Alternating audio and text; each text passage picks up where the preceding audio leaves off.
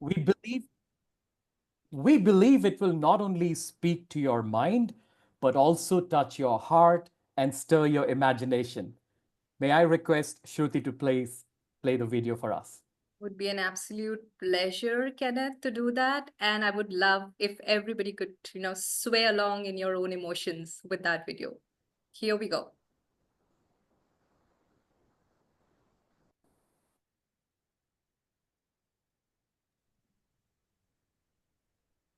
I hope the screen is visible for everyone.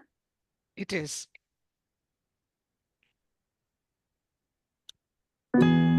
Audible as well. आशाएं आशाएं आशाएं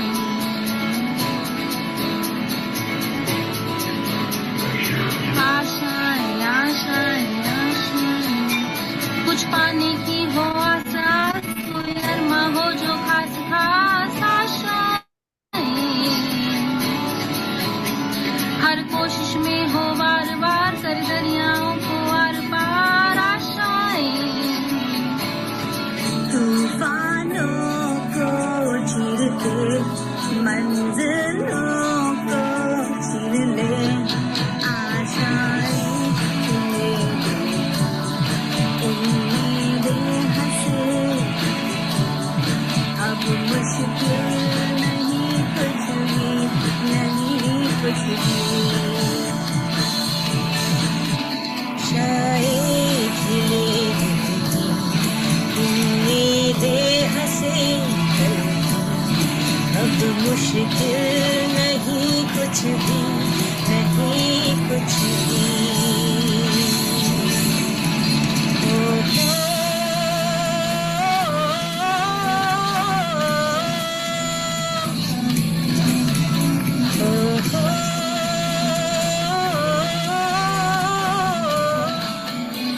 आशाएं खिले दिल की उम्मीदें हंसे दिल की अब मुश्किल नहीं कुछ भी नहीं कुछ भी उड़ जाए लेके खुशी अपने संग तुझको वहाँ जन्नत से मुलाकात हो पूरी हो तेरी हर दुआ आशाएं खिले दिल की उम्मीदें हंसे दिल की अब मुश्किल नहीं कुछ भी नहीं कुछ भी आशाएं खिले दिल की उम्मीदें हंसे दिल की अब मुश्किल नहीं कुछ भी नहीं कुछ भी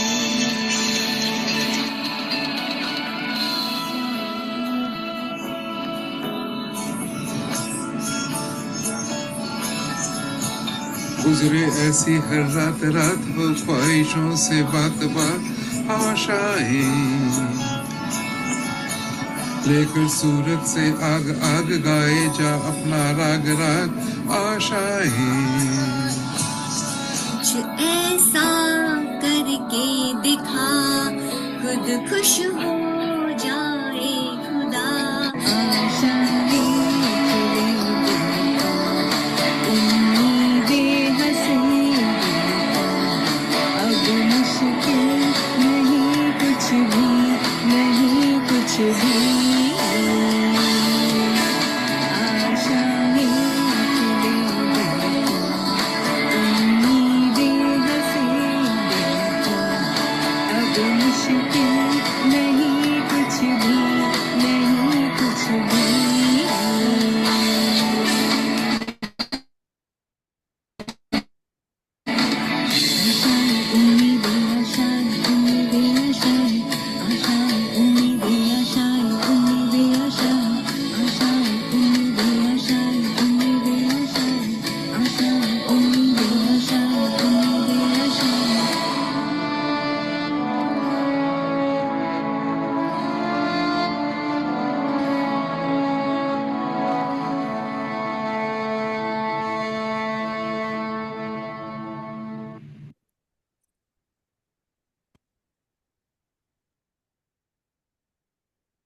I think everybody was just overwhelmed or mesmerized looking at that video, coming in from our wonderful, lovely coaches right here, attending right here. And I think the anticipation from Shantanu, who mentioned anticipation, was for this, and it was a curtain raiser. How about it, Kenneth?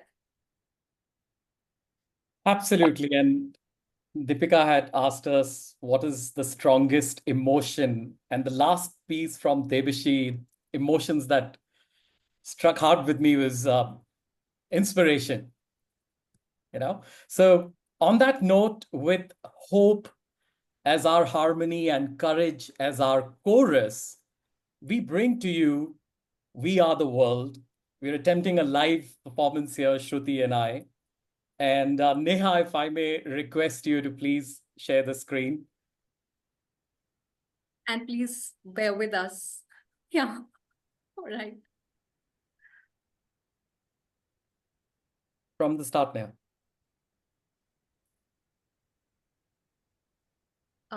I think the audio needs to be shared, right? We can't hear that. Yeah, I can't hear. So Neha, if you share again and Yeah, just share give your me a minute. audio right also. Like enable audio. When you're sharing, the screen should give you an option of enabling audio. Hi, Sangeeta. Hey, Kenneth, that was awesome. Looking forward for You more were fun. awesome. Thank you.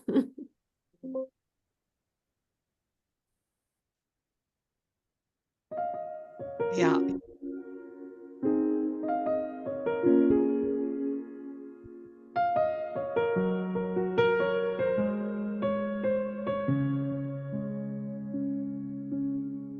There comes a time when we heed a certain call. When the world must come together as one.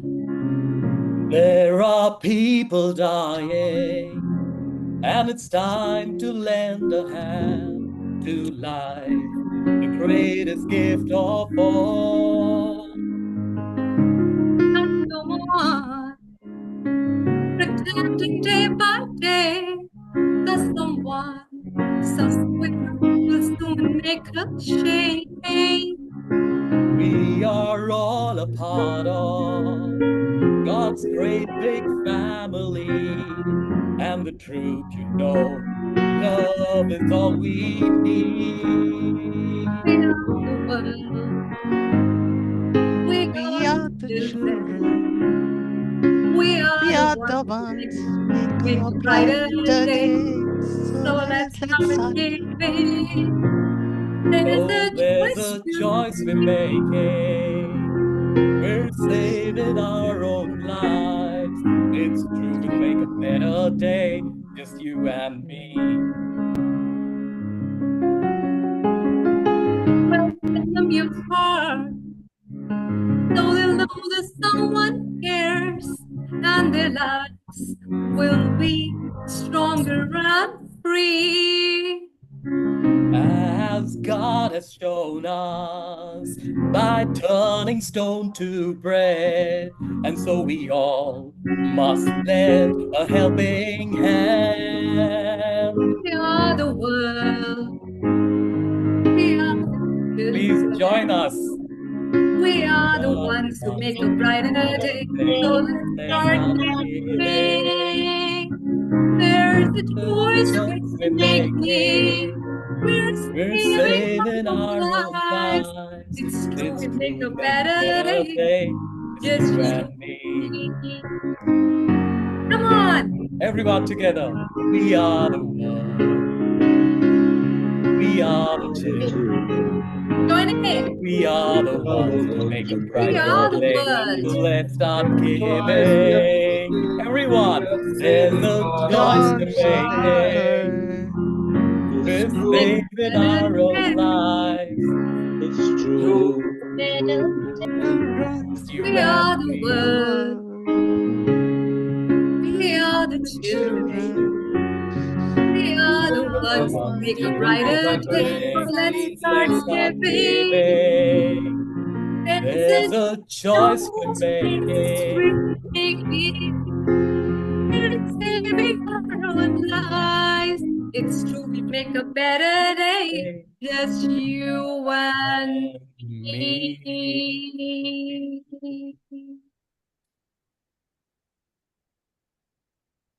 Thank you so much, everyone, for listening. I hope it was awesome. Deepika, over to you, please. Oh, Over this to was you. awesome. Thank you. Awesome.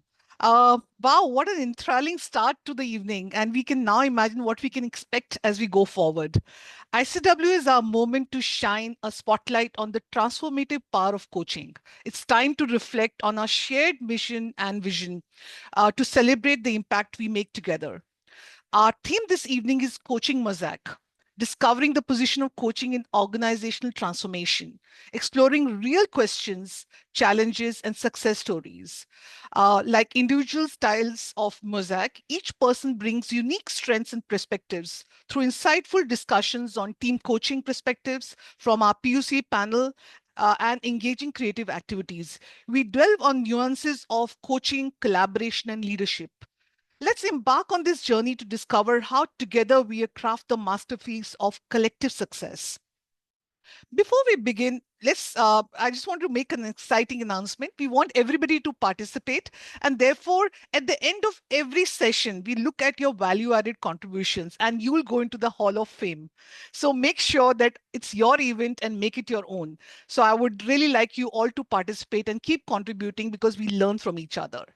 Now it's my honor to invite Debishi, President of ICF Delhi NCR chapter, to share a few words and to introduce and welcome Shweta Handa for our welcome address. Debishi, over to you. Thank you so much, Deepika, for starting this evening with a song. So today is a special day, not just because we are celebrating ICW week. I just got a mail from PAC where I asked her, can you tell me what is the number of ICF coaches we have in India? And she told me it's 2,000. So today, the conversation that we are going to have has to have a aspect of impact. Today in India, when we are having a 2.2 trillion economy with a population of 1.46 billion and with an average age of 28 years, we are ready to partner with the industry. And who can be better to talk about this partnership other than our very own Sweta Handa Gupta? So I've promised her I'm going to keep it very short. So what you won't find on LinkedIn is Shweta is somebody who makes complex change very, very simple. She is the chair of ICF Global Enterprise Board, a CEO coach, and most importantly, what sets her apart is her stand to make coaching a thriving, respected, and a results-driven profession. So, Sweta, over to you. Please take us through your stories and how we are ready to change the positioning of coaching in the industry. Over to you, Thank you, Debushi. Thank you so much. And thank you all for that very lovely opening. It is such an absolute pleasure to be here with all of you as part of this special ICW 2025 gathering. And literally, my deepest gratitude to ICF Delhi NCR chapter team and leadership for inviting me here today and for the little calls that made me think of, what am I even going to talk about with you guys? To explore the positioning, a very interesting new topic, the positioning of coaching in the industry, the positioning of coaching in organizational transformation. And with that beautiful name, to explore the coaching mosaic. Now, I invite you all to consider what do we see when we look at a mosaic from a distance? Just for a moment, consider that. What I see typically is we see a beautiful picture. Sometimes we see it like a piece of art. But as you step closer to a mosaic, what do you see? Up close, a mosaic is fragments.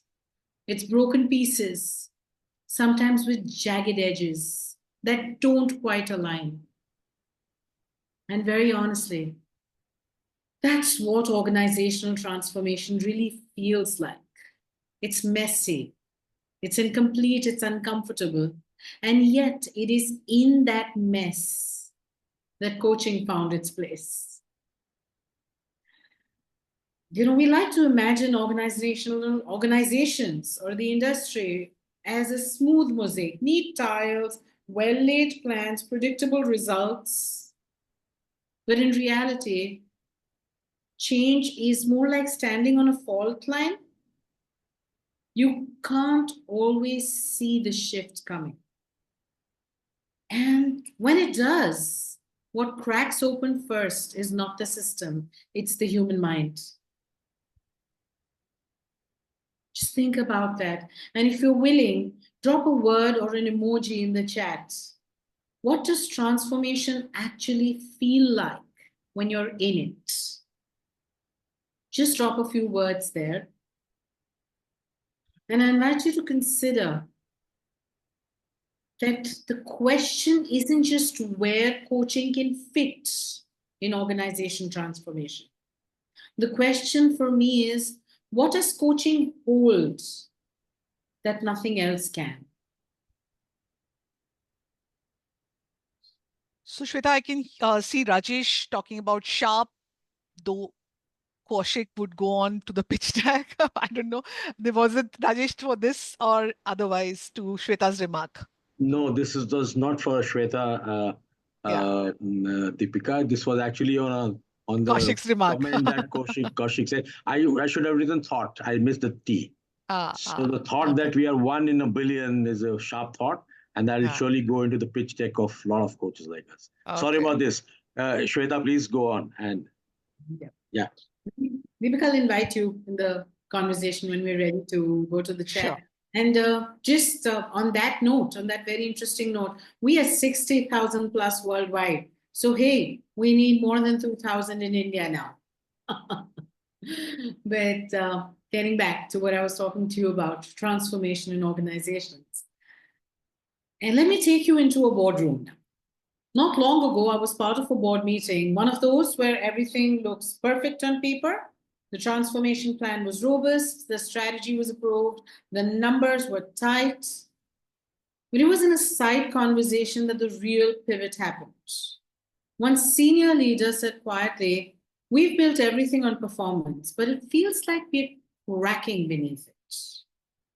And that moment changed everything. Not because it was dramatic, but because it was honest. It was a coaching mindset at that time, the energy, the presence of a coaching way of thinking that gave space for the truth to emerge. And just so happened that I am a board member in that for-profit organization, because in that moment, another leader turned to me and said, "Shweta, you're also a coach, right? Do you think a coach is what we need? And how do we find the right ones?" And that is a question that I get asked a lot of times. So when Debashi invited me to talk about what more we need to do to position ourselves through the industry, I'm like, I get it. This is the one question I get asked most often. How do we find the right ones?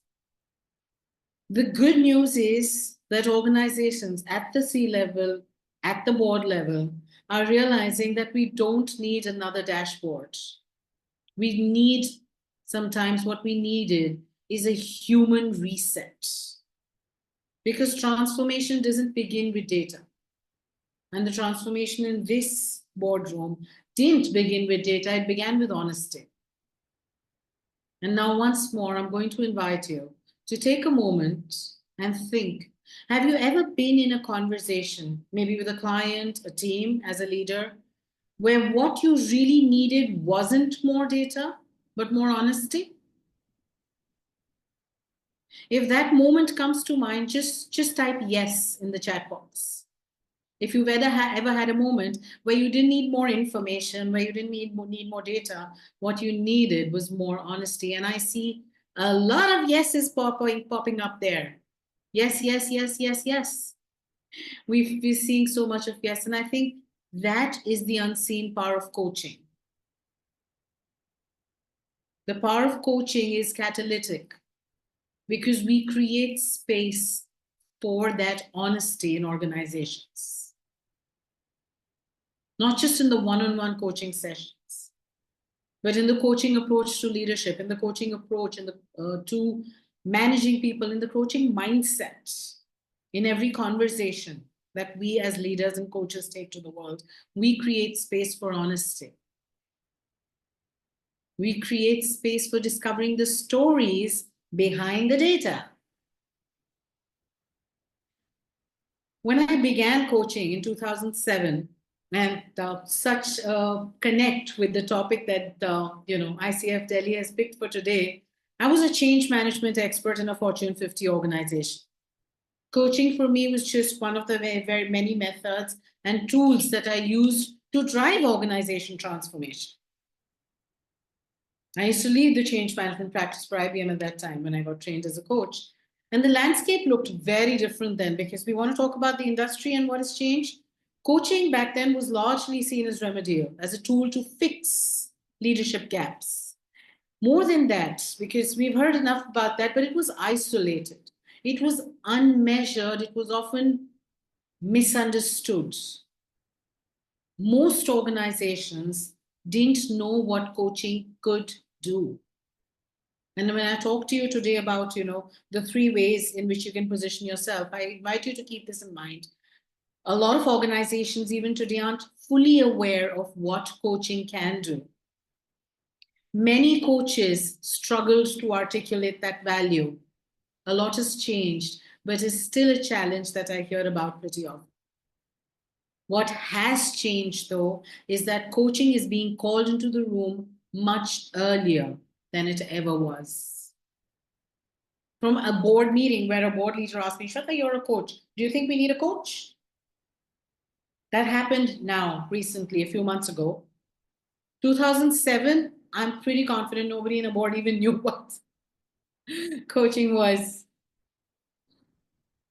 So not just as a tool for the individual, coaching is now seen as a lever for cultural evolution, for leadership development, for systemic transformation, and as we often say at ICF, to empower the world through coaching, to create shifts in societies, in the landscape of the world, not just in the room.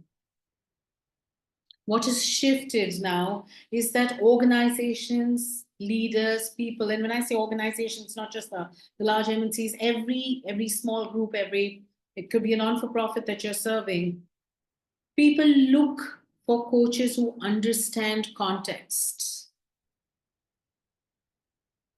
People look for informed coaching. We're looking for people who speak the language of the future, of strategy, who bring ethical clarity in times of flux. Because what has changed is not just the perception of coaching. What has changed is the expectation of what a coach brings to the table. It's no longer just empathy, though that underpins a lot. It's no longer just empathy, it's insight. It's no longer just reflection, but talking to the outcomes, not creating the outcomes, but talking to them. Not just powerful questions, but coaching presence. Think of that. Coaching presence for me is one of the most powerful tools that we have. The leadership presence that we can enable through a coaching presence. The ask has evolved, and I think so must we. We love to talk about the impact of AI. And I often say AI in coaching is just a call for us to evolve as coaches. Because model-based, structured 5-question coaching is going to go out of fashion soon.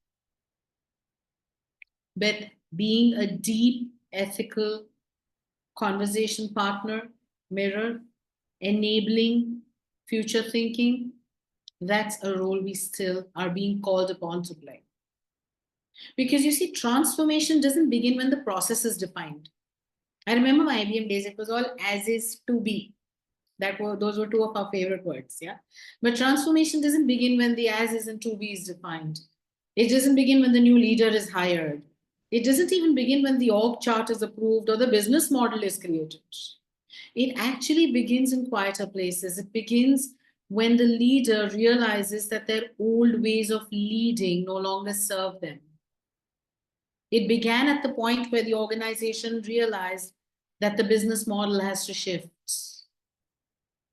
It begins in the moment where someone looks beyond the metrics and articulates the truth. It begins when teams and leaders find the courage to let go of the story that they've been holding on to, the story that brought them here. I'm going to share something very personal with you. Years ago, long before I led boards or coached leaders, I went through a deep transformation of a very different kind. More than a couple of decades ago, almost, it's going to be 25 years, it's going to be a long time. I had a traumatic brain injury after which I slipped into a coma and lost most of my memories. When I came out of that, I had to relearn how to think. I had to relearn everything, but I had to relearn how to remember. I had to relearn to change the weight I gave to memories. I had to learn how to make meaning in what felt like fragments.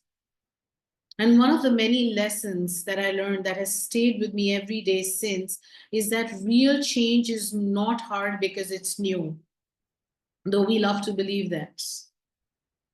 Real change is hard for the individual, for the person, for the mind.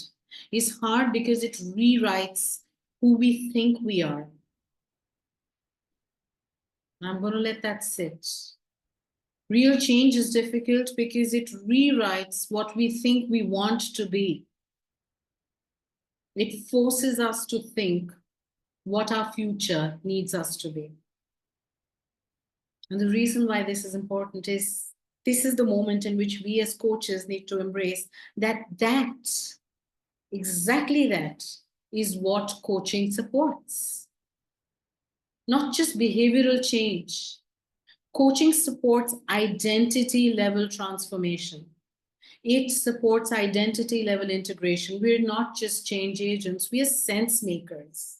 When all of those fragments are all around us, you know, when I think of the mosaic, I think of coaching as the grout that holds the pieces together, that little white stuff, the grout from which we join the pieces. That's what coaching is. We are sense makers. We sit with people at the fault lines between who they were and who the future is asking them to become. So what does that mean for us as coaches and as practitioners? I think it means that we need to stop trying to fit coaching into existing boxes. We need to start positioning and presenting coaching as the key that unlocks the new boxes. There are three things that I hope you'll take with you as you step into the industry. One is to own your value as a capacity builder. Because coaching isn't soft. It builds the psychological capacity for decision making. It builds the capacity for risk-taking, for risk navigation, for transformation. And we as coaches need to learn to speak to that. When clients see you as someone who expands their thinking, you stop being optional. You stop being the good to have. You become the need to have. 2, position yourself at the intersection of purpose and performance. I've seen coaches feel like they need to choose between the two now. We are sitting at the line where we hold both. Leaders today are being overwhelmed with information, but what they're starving for is clarity. And I invite each one of you, I invite all of us as coaches to be the person who helps them think better, not just feel better, think better. And 3, Tell your stories, share your philosophies, show your frameworks, make your credibility visible. Senior leaders don't buy coaching. They don't. They buy confidence in the coach.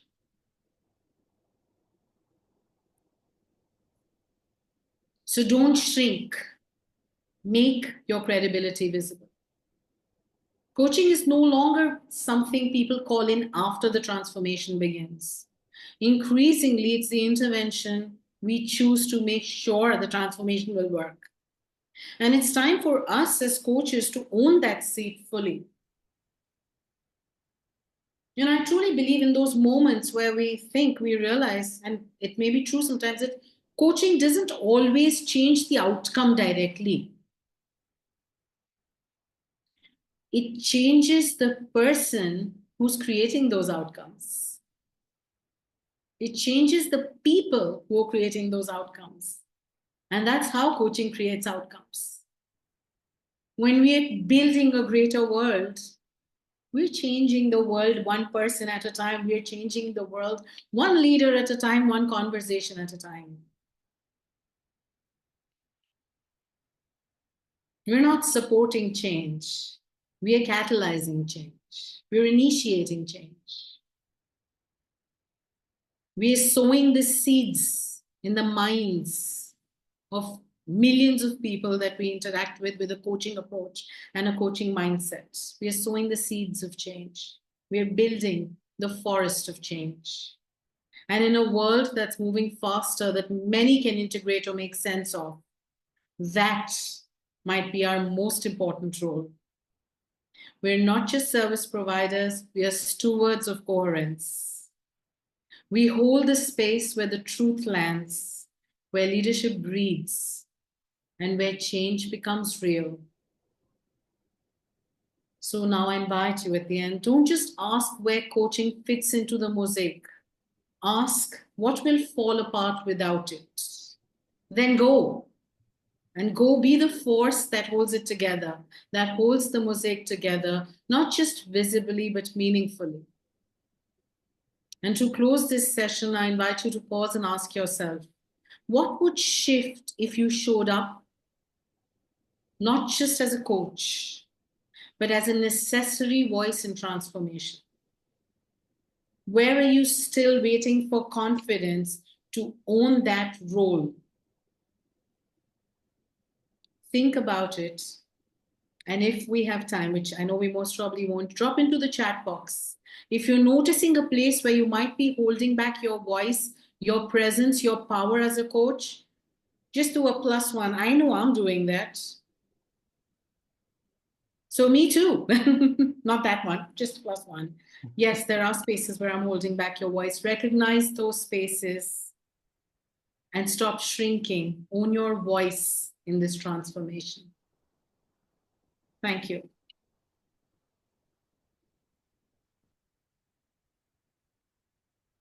And I can see a lot of pluses coming up. A lot of pluses and some really, really good insights. Some really good insights. Yeah. Kenneth? Wow, so I'm overwhelmed. Shweta, what shifted my perspective significantly was that the leaders buy the confidence in the coach and not the coaching. Gratitude to you, Shweta, wholeheartedly for such a power-packed and so inspiring words. So it's difficult to summarize, but this session, we've set the stage for an event filled with learning, unlearning, collaboration, and celebration as well. So we'd love to leverage on the momentum and let's carry the energy forward. Thank you. And I think it was beautiful, Shweta. Thank you very much. And, for me, what stood out was real change is rewriting who we are and rewriting for our coachee as well, who they are. So that's beautiful and stood up for me. So let's move on. Thank you, Shweta. And organizations today are living mosaics, as Shweta also highlighted, composed of shifting pieces, evolving needs, and emerging possibilities. No two mosaics looks the same. With its intricate picture, coaching plays a dynamic role, sometimes at the center, sometimes at the fringes, but always essential part of the growth story. To understand this story and learn how it becomes possible through team coaching, which is obviously a area which is growing phenomenally right now. We have our next session hosted by Seema Bangia, an HR professional who specializes in transforming organization into high-performing teams. Through her coaching and business skills, she is an ICF ACC certified coach, director of education in our chapter. So welcome, Seema, for the next section of the event today. Thank you so much, Deepika. And you have very aptly introduced our segment on team coaching. And this is very apt, especially after Shweta's session. As we dive into today's conversations, it is important that we have a guide, someone who could navigate us through by asking the right questions and ensure that all voices are heard. Our moderator, Sandhya Mathur, brings just that blend of insight, curiosity, and clarity. Sandhya is the first director for credentials in our chapter, and I think this is her second term. She's coaching and leadership ecosystem that empowers professionals. She's the founder of Inward Focus, where she just mentors and coach several executives, women and professionals. As the Director of Education and Symbiosis Coaching, USA, Sandhya blends global best practices with deep emotional and spiritual intelligence to elevate coaches worldwide. She has mentored thousands of coaches, guiding them toward that she calls Spire moments. So I invite Sandhya to take this session forward. And Linda has already joined us. So I'm very happy to see Linda and her team, Zeba. So over to you, Sandhya, to take this session forward. Thank you so much, Seema. Thank you. That was a wonderful introduction. Thank you so much. And thank you for this honor of welcoming Linda here today. Welcome, Linda. It's truly an honor to have you here. So I hope I'm doing justice to Linda's accomplishments here. Linda is a PCC and ORSC certified executive and team coach. She's the founder and CEO of the Verlet Group, and she's Global Faculty Development Director at CRR Global. With over 2 decades of experience, she's been at the forefront of transforming leadership and team dynamics across multicultural organizations, especially in the GCC and Southern Africa.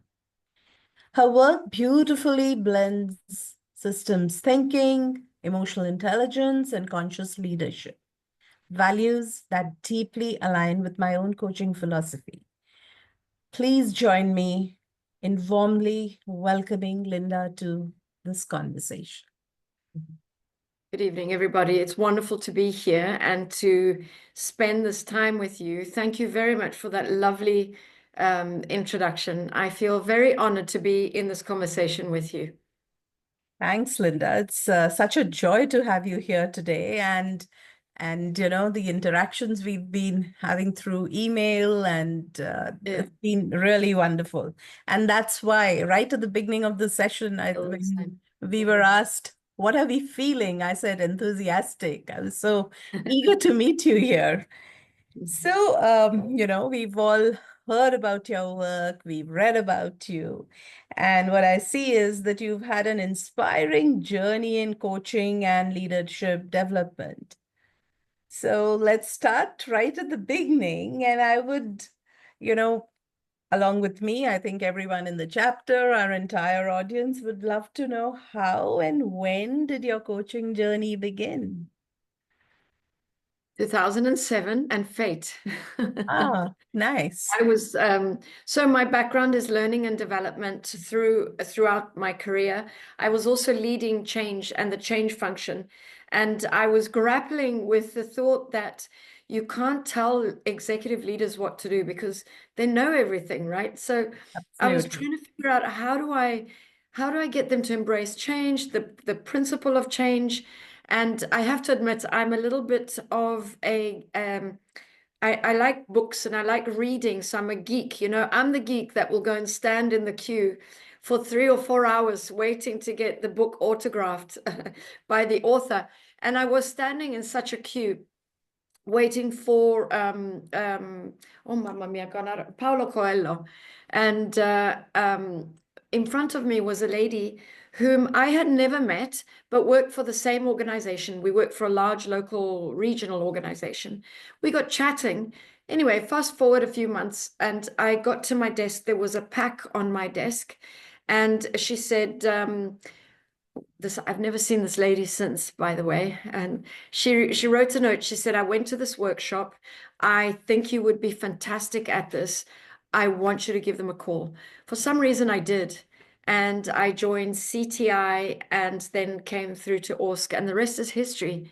I felt this profound sense of I was taking the first step to the rest of my life. That's beautiful. So it that was almost prophetic. Perfect. That's what drew you to coaching specifically? Is that what it was? Yes. And, I had to go through my own transformational journey. And then I realized there was this coaching program that talked about relationships in organizations. And I'm Italian and I come from a loud, noisy family. And so relationships are very intriguing to me. And I don't know, for some reason that piqued my interest. And then when I went through the program, like I say, it felt prophetic because I understood that neither conflict nor change need to be traumatic. Uncomfortable, sure. Who likes either of those things? But neither of them need to be traumatic, particularly in organizations, And so once I had tools and skills to help organizations move through change or move through conflict in a way that honors everybody and honors every voice, I was extremely excited. That's what's kept me grounded in this work. Beautiful, beautiful. And I think all of us can, at least some of us here, can definitely understand coming from large families, right? Yeah. Especially in India. Yeah. So, Linda, what led to the creation of the Berlet Group?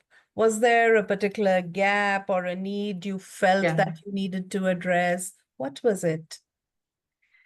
Well, several things. How personal would you like me to go?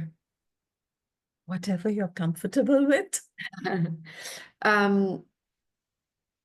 Several things happened at the same time. I was working for an organization that I loved, and I realized that I wasn't doing what I loved. My heart was in team coaching. The organization, team coaching was so new in 2009 that the organization couldn't see my vision. I was diagnosed with breast cancer and had my operation, and then went back to work and went straight back into it. And of course, when you don't give your body time to heal and process the trauma, 2 months in, I hit the wall, went crying to my doctor, can you give me a week off? She said to me, don't be ridiculous. You've just had life-altering operation. I'd lost my mom 6 months before. I got just divorced. And she said to me, my suggestion is you take 6 weeks, go and sit on a deserted island and think about your life. And that's what I did. In a moment of, I would say, brilliance, I decided to listen to my doctor, because normally I'm stubborn and I think I know best. But in this moment, I listened to her. And when I came back, it was very clear that I needed to follow my own path, that there was a niche there was a niche available that wasn't very well known. And I found I had to educate clients a lot, but I knew that I could bring all of myself and make a difference to teams and organizations. And that's what I did. I came back and I resigned. My boss didn't let me, she accepted my resignation, but she didn't let me resign. Bless her. This is the quality of the relationships that we had. She didn't let me leave for another I think 8 months, she asked me to finish my projects as I ramped up my personal business. She was afraid that I was working on what's the word when you're impulsive? And I stayed as I built up my client base, and then I left. I left, and we're still on very good terms. Beautiful. So that's a lot of personal journey you Yeah. get there. Yeah. And I guess listening to your doctor at that time paid off. 100%. I think, my journey, everything has led me to this point. My previous work experience, my health experience, the experiences that I've had first as a client and now as a coach, they all help to make me the coach that I am today. And I bring all of that to my clients. Absolutely, Linda. And you couldn't have put it better, because coaching is not just about the certificates we get, right? It's about how you evolve within, correct? Right. As a coach. And that's when you can bring that experience, that transformation into your coaching. That's so beautiful. Thank you. Thank you for sharing all that, all those vulnerable moments. My pleasure. I have an example to share on this. My dad and I, well, we're a feisty family, right? And I'm a real chip off my old dad's block. And so we've always had a very feisty relationship. And I didn't want, as he got older, I didn't want that to be our legacy. I wanted us to have joy. And so I've been really working a lot on myself as I show up in that relationship, changing who I am so that it can invite a different type of relationship. Last week, and that's been going for the last 5 years, last week I stood in front of a client for what was possibly the toughest coaching engagement I've ever had. And I was able to stay centered and, work through that process. And driving home, I realized, wow, the work I've done, all that work I've done on myself to be in the relationship with my dad has made me a better coach. I can stand in the fire when the client is throwing certain things my way. So it's all connected. Absolutely. I do believe that a coach can only take their clients as deep as they've been themselves, right? Yeah. That transformation just helps you understand other people's journeys. Right. Yeah. Thank you. And that's such a powerful foundation, Linda. What strikes me is how intentional your path has been, from individual transformation to coaching and then to systemic transformation. Beautiful. We would love to explore a little more about your work and your coaching philosophy. Some of it you've already mentioned here. So, Linda, you've been working with multicultural and globally distributed teams. Yeah. What makes those dynamics so unique? And what patterns do you see emerging from there? This is a topic I love talking about, and I could see friends online who've been in my previous webinars. What makes multicultural teams unique is that there are no commonly understood norms. And so if we are open to it, we can truly learn new ways of thinking. We challenge our own perspectives.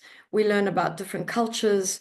We make friends from different places in the world, but we learn to stretch our empathy and our understanding of that which is different. And these, for me, are life skills. Of course, all of that is also challenging. When there are no commonly understood norms, it's very easy to misunderstand each other.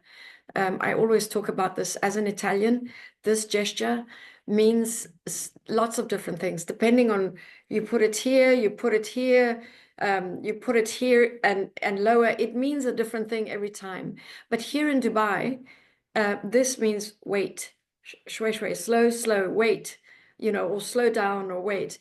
And for an Italian, when I was new here, I was constantly shocked why are people being so rude to me? And I've not even met them.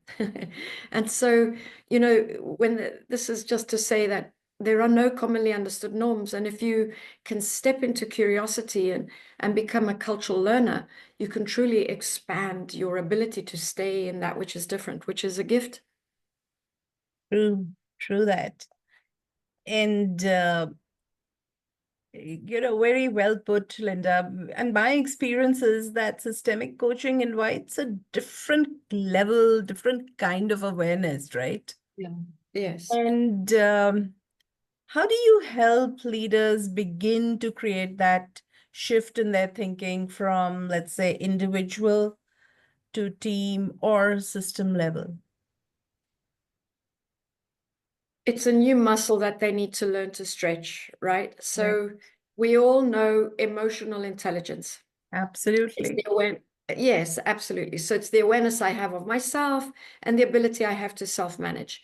We also all are very well aware of social intelligence, which is the ability I have to read the room, the empathy I can feel towards you, like you expressed to me when I was speaking a little while ago. That's social intelligence, right? We also have the ability in social intelligence to see the impact I am having on you.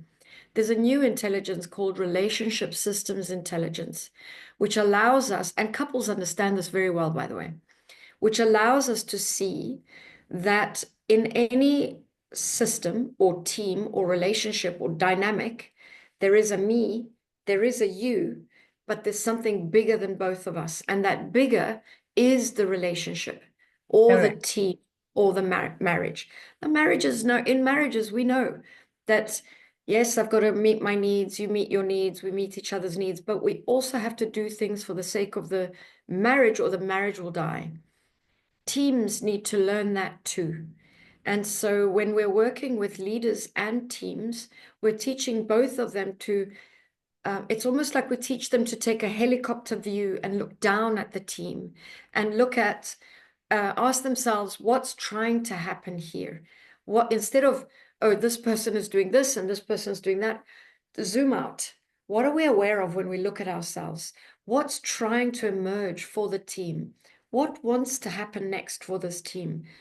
So there's conflict. Oh, what's the conflict about? What wants to happen new? What's the conflict? In coaching language, what's the dream door that conflict wants to bring? What's on the other side of conflict?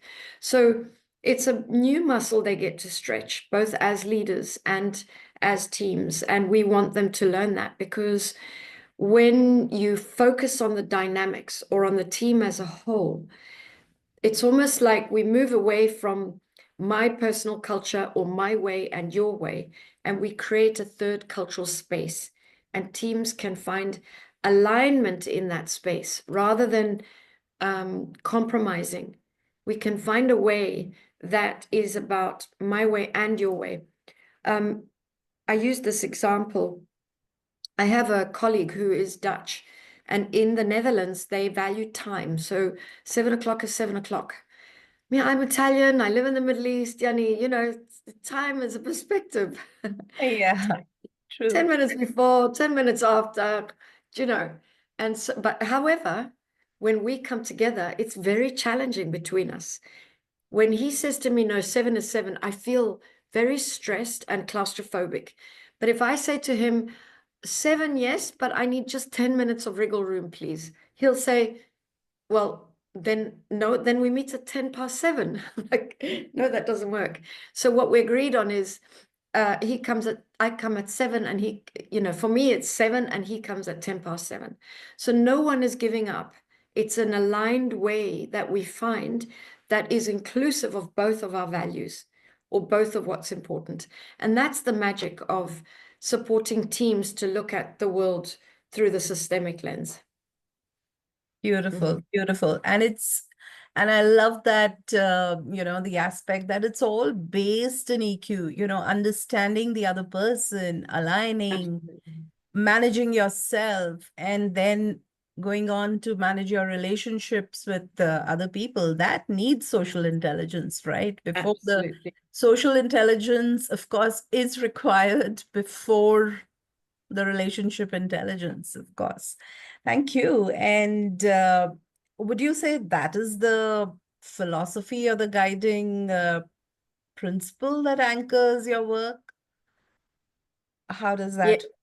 Yes, I would say yes. I mean, we touched on this before, is I'm very conscious that as a coach, and I'm sure everybody in the room agrees, as coaches, we bring all of ourselves, you know, our experience, our skills, our knowledge, our education, our life experiences, and we bring all of that to the table as a gift to our clients. And for me, over and above that, yes, the systemic. So ORSC is a systemic way of coaching the system or the team. And that for me underpins a lot of the, not all, but a lot of the work we do, because I truly believe that relationships supersede culture.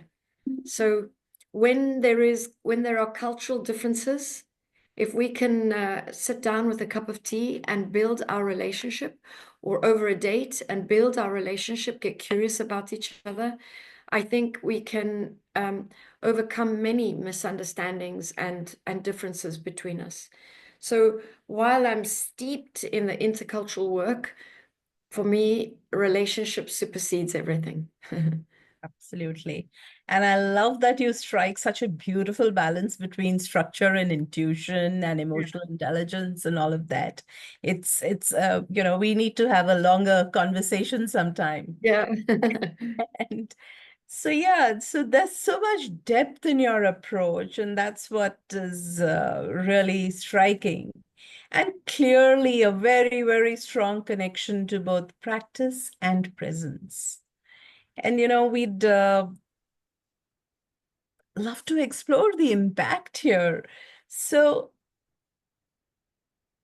other than what you've just shared, could you share a transformation story that deeply moved you and stayed with you? I mean, in terms of the work you've done, what kind of impact did it create?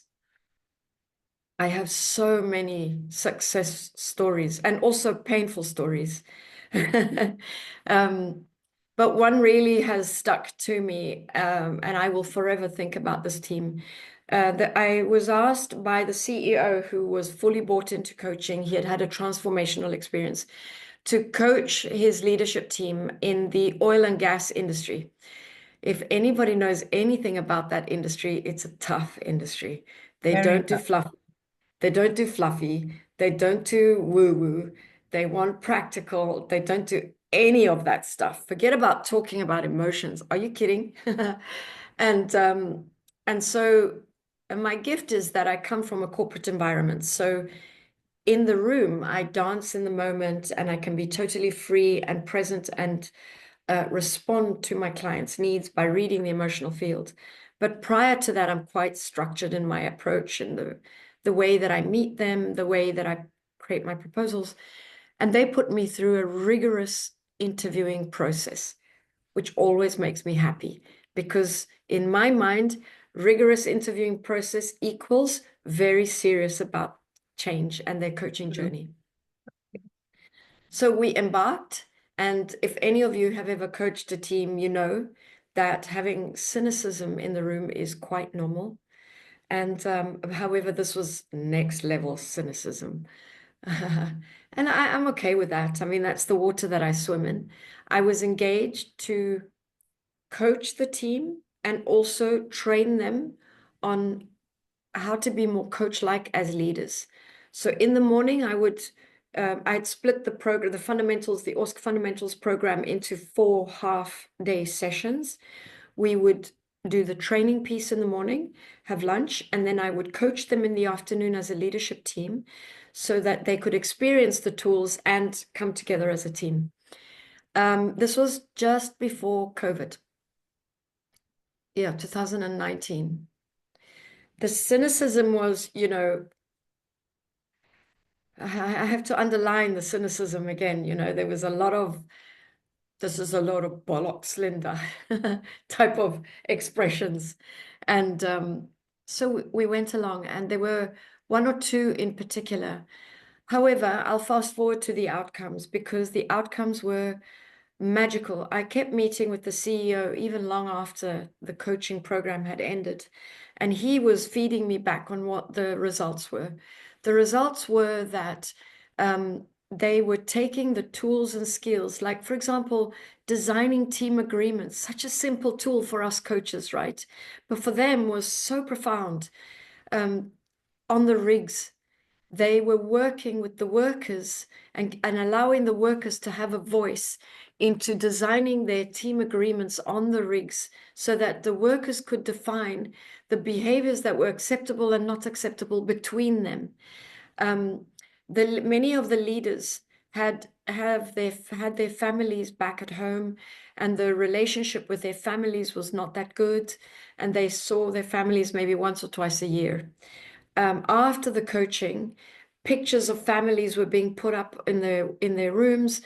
Wives and families were coming almost every month to visit the leaders here. They were going on holiday. It was almost like the work the leaders learned in the coaching program was not only translated to the rigs and to the entire organization, because they rolled out team coaching programs throughout the organization, but also each leader took those skills back to their families, and it brought their families even closer.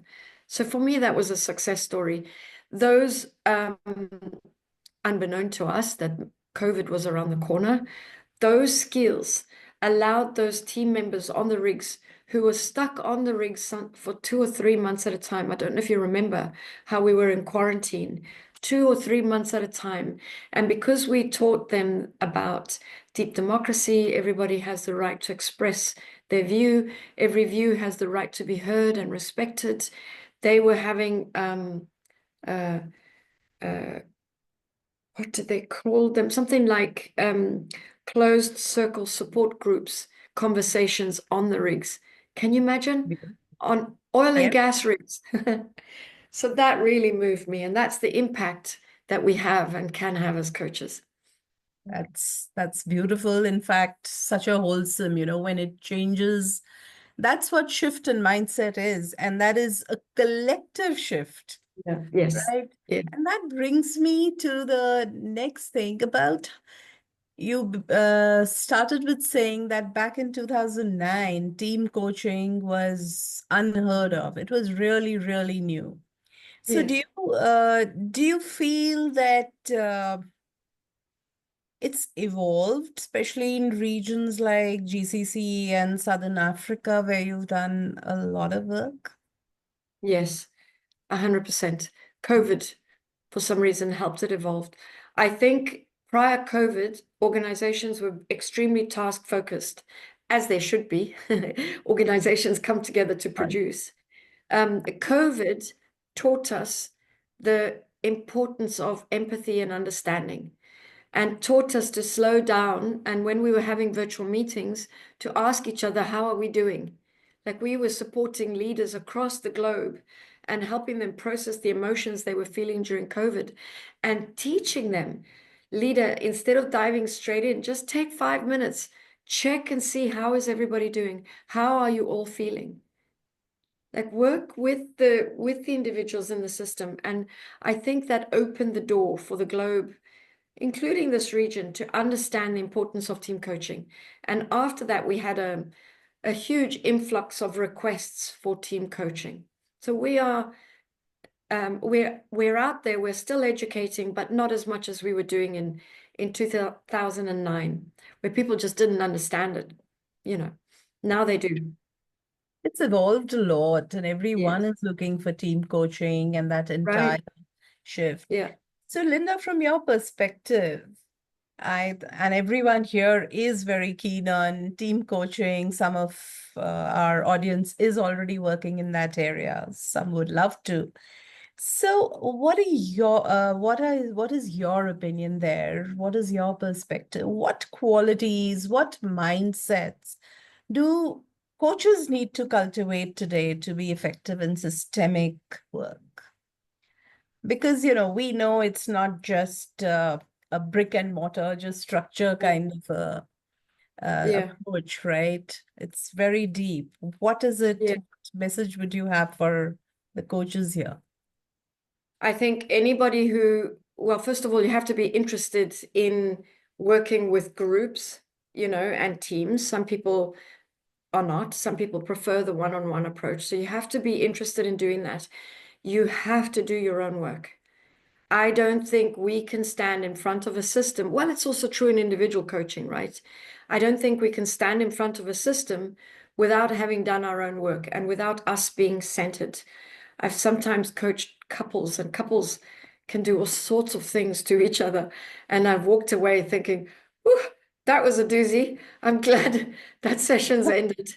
Let me go and center myself and pull in a coach or pull in a mentor, because it kind of, impacted me. I also went through a divorce. And so I think so that's do your own work, really walk the talk of this work. For me, the ability to educate ourselves in the intercultural piece is key, because now with globalization and these younger generations, they are demanding international placements. So the multicultural groups are not going away. They are going to become more and more popular across the globe, whether it's in person or virtual. So I would say educate ourselves in the intercultural space. And also learn to look for the system, read, go to dinner and turn the volume off, look at couples and people and learn to read emotional fields. I love that. I love that. Learn emotional fields. Watch, I love watching Egyptian soap operas, and I turn off the volume and then just learn to just name the emotions you're feeling and to trust your body. Sometimes your body will give you an emotion, or you'll see an emotion there. And we have this ability. And I would say this is a key ability, not just in executive coaching, but also in when coaching systems, because you have to listen not just to what's being said, but also what are the signals that you're seeing? What are you sensing? When does the energy shift? And how do you get curious about that? So practice reading the emotional field. I love that. I love that, really. And I've often wondered if I'm the only one who's watching people in a crowd, not in a judgmental kind of way, but it's about, just learning from the body language, how someone's having a conversation in a restaurant, how it could be a super enthusiastic environment, all chirpy and loud and everything. But somewhere in the corner, you'll find somebody who's kind of not aligned with that energy. Right. Yeah. And that's when, you see their stories unfold without even talking to them. Yeah, So, absolutely. Even in the work environment, sometimes we are so enthusiastic and we're so connected to our own story and our own experience. But learn to do that. Own your own experience. No one is saying not to. But then take a pause and sit back, and even in a meeting, look around and read the shifts in the room, and then get curious about them. Like what happened? Why is everybody quiet? Or people are laughing. What happened over there?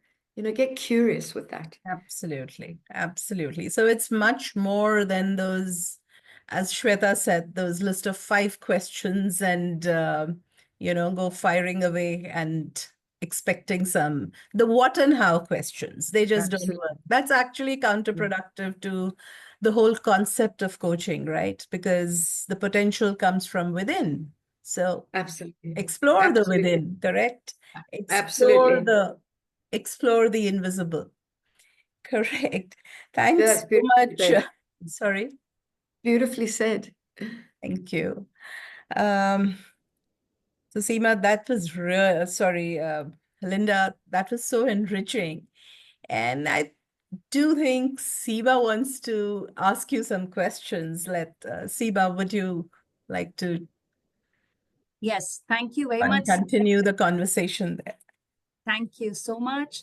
Linda, it's beautiful. I was taking down my notes and I made those, specific notes where you talked about observe the shift and, volume off and just observe the emotions. Those are beautiful things you said. And I'm sure we have all learned quite a great from your, insights. Now I have a few more questions before I let you go. We would like to know about your future visions, your, kind of reflections. So, what continues to energize and inspire you in this work today?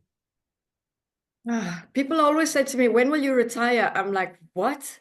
My brain can't even understand what that means. Like, what? I am driven to help teams fight right. I think for me, in my personal life, conflict has been so painful. And when I watch teams or couples or friends, it's the single source of pain in relationships. And I find most of us are just unskillful.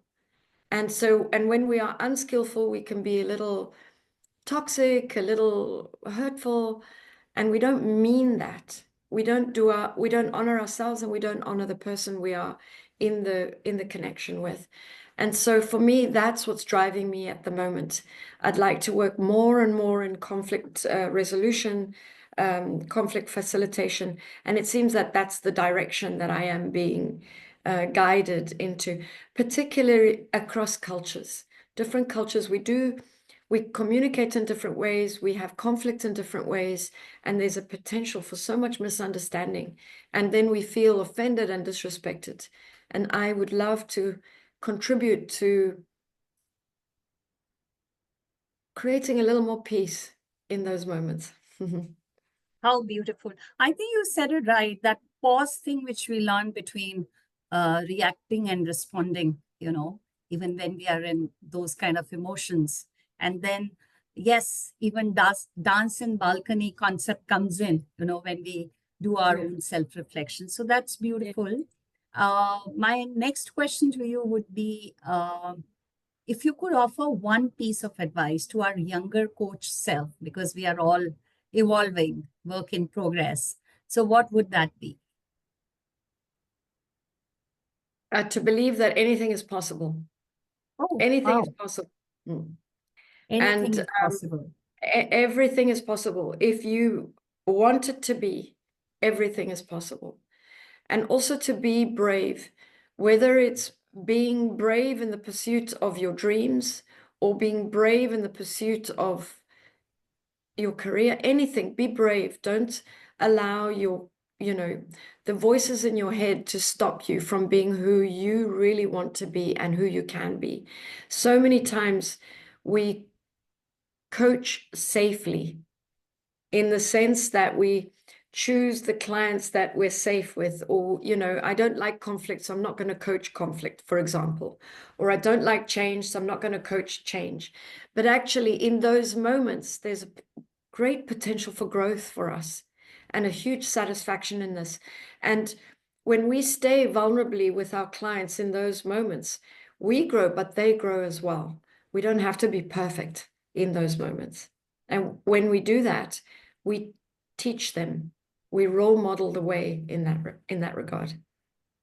Wow, that's amazing. Thank you. Thank you so much. I have my colleague here, Bela, and she would like to ask you one question, please. Bela, are you there?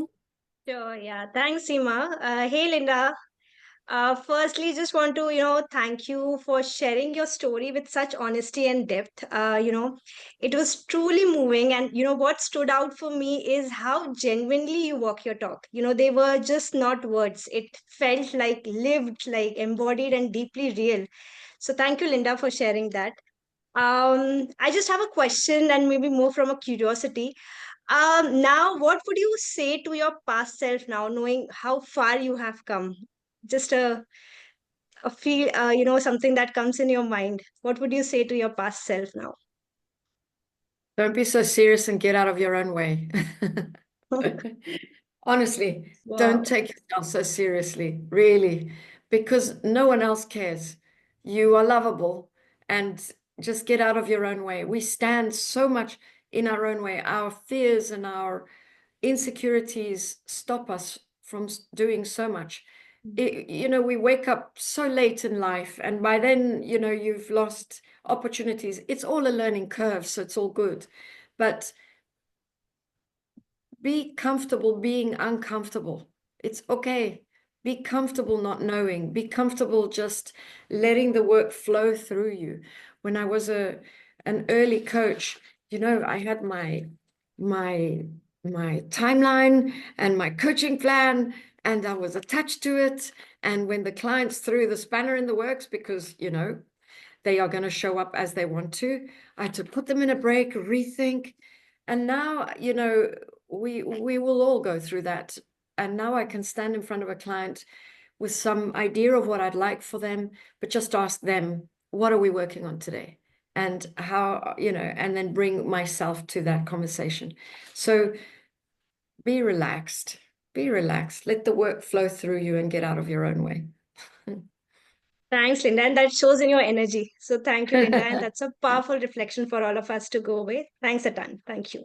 Thank you for your questions. I've loved spending time here with the three of you and with the wider audience behind. Thank you for your time. Thank you so much, Linda. I wish we had more time. We have so many more questions, and I could see audience interest level also. So request to all of you, whatever questions are there which you think they need to be answered, please connect with Linda directly. We are sharing her LinkedIn profile, and please feel free to write to her. Is that right, Linda? 100%. I'm a little slow at responding, but I will respond. So please do connect with me on LinkedIn and ask all the questions you may want to. I'd be Perfect. delighted So to hear from you. Yeah. thank you, so Linda, much, once Linda. again. Yeah. So I would like to say thank you on behalf of our chapter and all the audience here for your wisdom, your authenticity, and your presence. And of course, we could feel that energy. It's been such a meaningful and pleasant conversation. We'll see you again, Linda, soon. Thank you. Thank you, Seema. Thank you, everybody. Take care. You. Bye-bye. Bye-bye. Thank you. Thank Over to you. you, Deepika.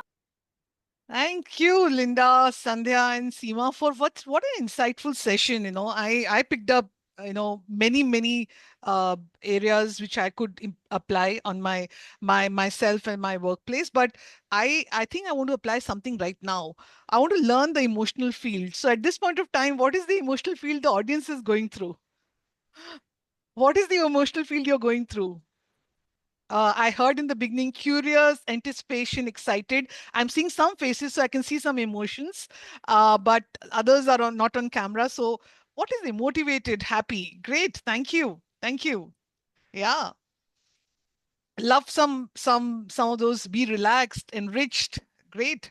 You know, some of the things which resonated with me was anything is possible. Be brave. Be comfortable with the being uncomfortable. I think that's very important. And something which was very specific was relationship supersedes culture. I don't know, meaning organizations should be listening in. Relationship supersedes culture. And I think that brings me to the next session, which is really around the coaching in the PSU mosaic. I'm very intrigued with this session because PSU coaching, like team coaching, has been one of the ever growing field. And I really would want to welcome this next panel discussion, which is coaching in the PSU mosaic, leadership development and organizational transformation. Another dimension of Mosaic explored. Today, we bring together senior HR leaders and from public sector who will share how coaching is being utilized as a tool for leadership development, alignment, and transformation. We'll explore case studies, challenges, and successes in implementing coaching in their organizations. I was personally coaching a few days back, public sector, and it was a big learning for me, big revelation as to what kind of work, what deep work the PSU is doing today in this area, and what more needs to be done in terms of educating and getting it more, widely accepted. Our moderator for this session is Bharti. I can see her bright smile on the camera. Bharti, welcome. She is an ICF PCC credential coach and director of peer coaching and mentoring at ICF Delhi chapter. With nearly 3 decades of experience in HR leadership, consulting, training, and coaching, she is the founder and CEO of Thrive and Shine Consulting and the author of the Amazon best learning book 10x Wellbeing Intensive. Welcome, Bharti, for this session. Kenneth, would you want to introduce the panelists? Absolutely, Deepika. Thank you so much. And now let's introduce our esteemed panelists, and it's a privilege for me to call you out. First, we have Ms. Anubha T. Agarwal, Senior General Manager, Engineers India Limited, leading training and development initiatives and employee welfare with over 25 years of experience in core HR functions. Recognized with the Women of Excellence Award by the Indian Institute of Public Enterprises and the CMD's Award for Professional of the Year at EIL. Thank you and welcome, Ms. Anubha. Next, we have Mr. Debashish Satpathy, Chief General Manager, NBCC, with a rich background in leading corporates like Airtel, India Cellular, and Balapur Industries Limited. Debashish is also a visiting faculty at premium business schools, including IITs and IIMs. He has authored over 140 management lessons from the Mahabharata. Welcome, sir. And our last panelist is Mr. Mohit Goyal, Deputy General Manager, Skill and OD, Indian Oil Corporation Limited, bringing over 20 years of experience in marketing operations, sales, and organizational development, a sports enthusiast who represented Punjab State in lawn tennis. Mohit is a pioneer of coaching initiatives within IOCL. So welcome everyone. Over to Bharti to take it forward, please. Thank you so much for introducing the segment, Deepika, and for the very warm welcome, Kenneth. I also welcome the panelists. And in India, we see coaching moving from the margins to the mainstream in the past few years. For the PSUs, our nation builders, we have started integrating coaching in ways that are unique to your culture and to the context. And since we have you as leaders representing PSU landscape, and you bring experiences with coaching, which is very distinct, with this context, I would invite your reflections to briefly first set the stage. My first question to all of you would be, where and how in coaching currently positioned or perceived in your organization? Maybe Anubha, would you like to start? Yeah, thank you very much, Bharti. And it's absolute privilege to be here among such wonderful people whose only function and focus in life is to develop people. So couldn't be a better place for any HR professional to be in midst of such people-oriented professionals. Proudly for Engineers India Limited, the coaching journey per se began as far back as 2008. This was when the growth strategy for Engineers India Limited was scripted by McKinsey.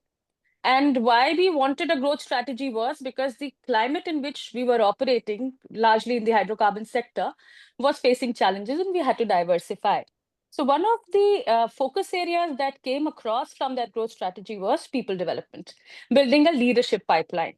And that is where we engaged with Accenture to blueprint the leadership development journey for our 3 rungs of leaders: the business leaders, the functional leaders, and the young leaders.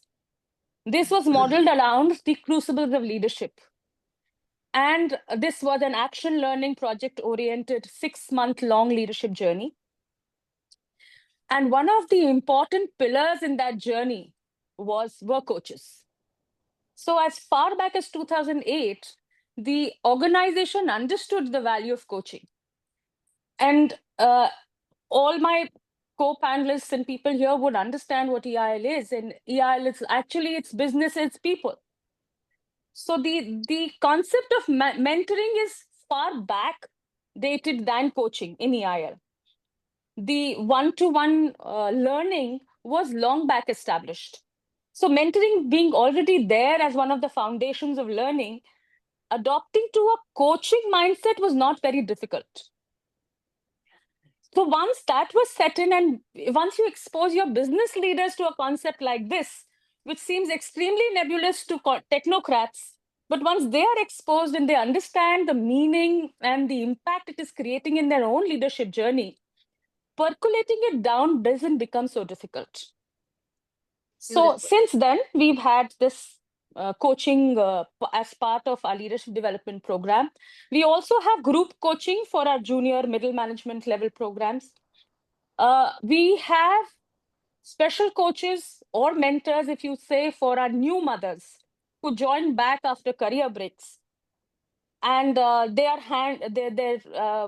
actually the coming back to the organization is for that brief period of break that happens and the kind of anxieties that woman is facing as a new mother. So that is also there. And we've also exposed our women leaders to an external executive coaching environment recently. So that is working very well in the organization, Bharti.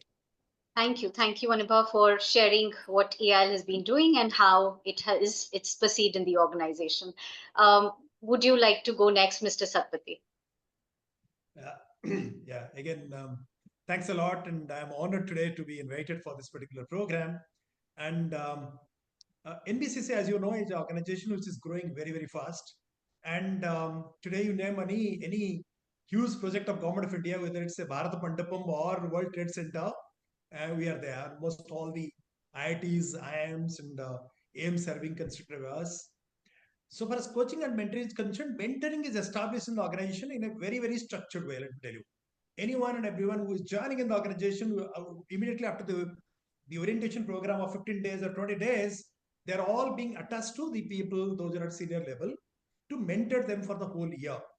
But so far as the coaching is concerned, there is no structured coaching program in the organization except the senior people spending quality time with the top talents, those who are having potential to be one day at board level position. So that's the reason why, because of the very structured program of coaching, but within the organization, without having any external intervention, there are many board level positions inside the organization as well as outside the organizations have been filled by internal talents. So that's another. But what I'm trying to communicate is that today we are all Arjunas. We want a Krishna to come and communicate to us that coaching is going to make lots of difference, because difficult to convince to engineers that a external coaching, structured coaching is going to make lots of difference in your way. Because if you see the competencies which is essential to be at a leadership position, like result orientation, open-mindedness, proactive, strive for excellence, problem solving, decision making, they're all having that. They're all having that. But putting it in a structured way and convincing them that if you go through a structured coaching program in the organization is going to make lots of difference, that is little missing now. Only internally whatever is happening, there is no external structured coaching which is absent till now. Thank you for sharing, Mr. Satpathy, and that's lovely, because that's exactly the forum you're in to be able to find ideas from our peer PSU invitees, guests here, to figure out what is the way forward that you could introduce the same in NBCC as well. Thank you. Mohit, now over to you. Thank you, Bharti. It's indeed been an honor to be present over here, and good evening to Anubha ma'am and Debashish sir. It's really a great honor for our company to be representing, and I being the representative of Indian Oil, that's really a great honor. Like I'll take a cue from Debashish sir's background actually, and he rightly said that we need an Krishna to basically guide Arjunas. So that's where our program comes in. Now at Indian Oil, we have termed this program as Sarthi. So this initiative started in 2020, though informally this coaching concept had come earlier also, like Anuma ma'am also touched upon. But the proper institutionalization of this program in Indian Oil was in 2020, post-COVID, when there was a need that was felt that yes, we need to do something. And Sarthi, how did that name come? Because we all know that while Mahabharata, while during the fight, Arjuna had a lot of self doubts, a lot of issues. There was nobody challenging his skills, right? So because why I'm saying this, because many of times we confuse mentoring with coaching sometimes. So Arjuna was having all the skills, but somewhere Krishna basically created a self awareness in Arjuna, and that's how we term this coin as Sarthi. The only difference was, in coaching, you ask a lot of questions. During Arjuna and Krishna conversation, it was the other way around. So that's the only difference that we have. Under the initiative of Sarthi, we have a mechanism wherein initially 2020 we started with 12 coaches who trained 24 coaches. So that was like for one coach there were two coaches, and that journey started. And we didn't have any problem statement, let me say. Normally, whenever we start a program, always a kick-in is required so that the program is perceived in the right manner. Because many a times people perceive it, why do I require coaching? Is there some fault in me? Is there some kind of discrepancy or whatever? That's the kind of myth that they have. So initially what we did was we said that these are those 24 people who are the top rankers. So we wanted to have the leaders on board, so that a positive image goes in the market. Yes, you are the chosen ones. So that's how our journey started, with 24 people. And then next year we had 100 people on board. And again, last year we had 100 people on board. And I'll just like to quote those facts that normally in a training program, whatever, I won't call it as a training program, any L&D initiative, normally there is a big dropout, 10-20%. And I have the stats with me. In this coaching sessions, we select 100 people. There were only 2 dropouts, and that too just because they were posted out of India. So this was the kind of testimony that people carried. And because we already had a clear mentorship program in our company, which we call it as Guru Mitra. So people always knew that yes, there is mentoring and then there is coaching. So these are 2 parallel activities. And along with that, while we move ahead, we also have a system of developing in-house coaches. Coaching. So we have 5 in-house coaches who are the best in HR people practices. So they are also doing coaching of our internal employees of lower grades, and these external coaches are doing the intervention at the top level, at the leadership level.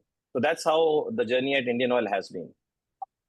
Thank you so much for sharing that, Mohit. So what I'm seeing is that some of the organizations are taking coaching as a strategic lever already, a supportive intervention, and some are at the experimental or maybe even exploring stage. So that's a very good complete scan that we could see from the minimum to the major intervention that is being used. I also heard you say that there were certain Anubha said that there was certain systemic and circumstantial need, a challenge that was to be resolved. That's where the intervention happened.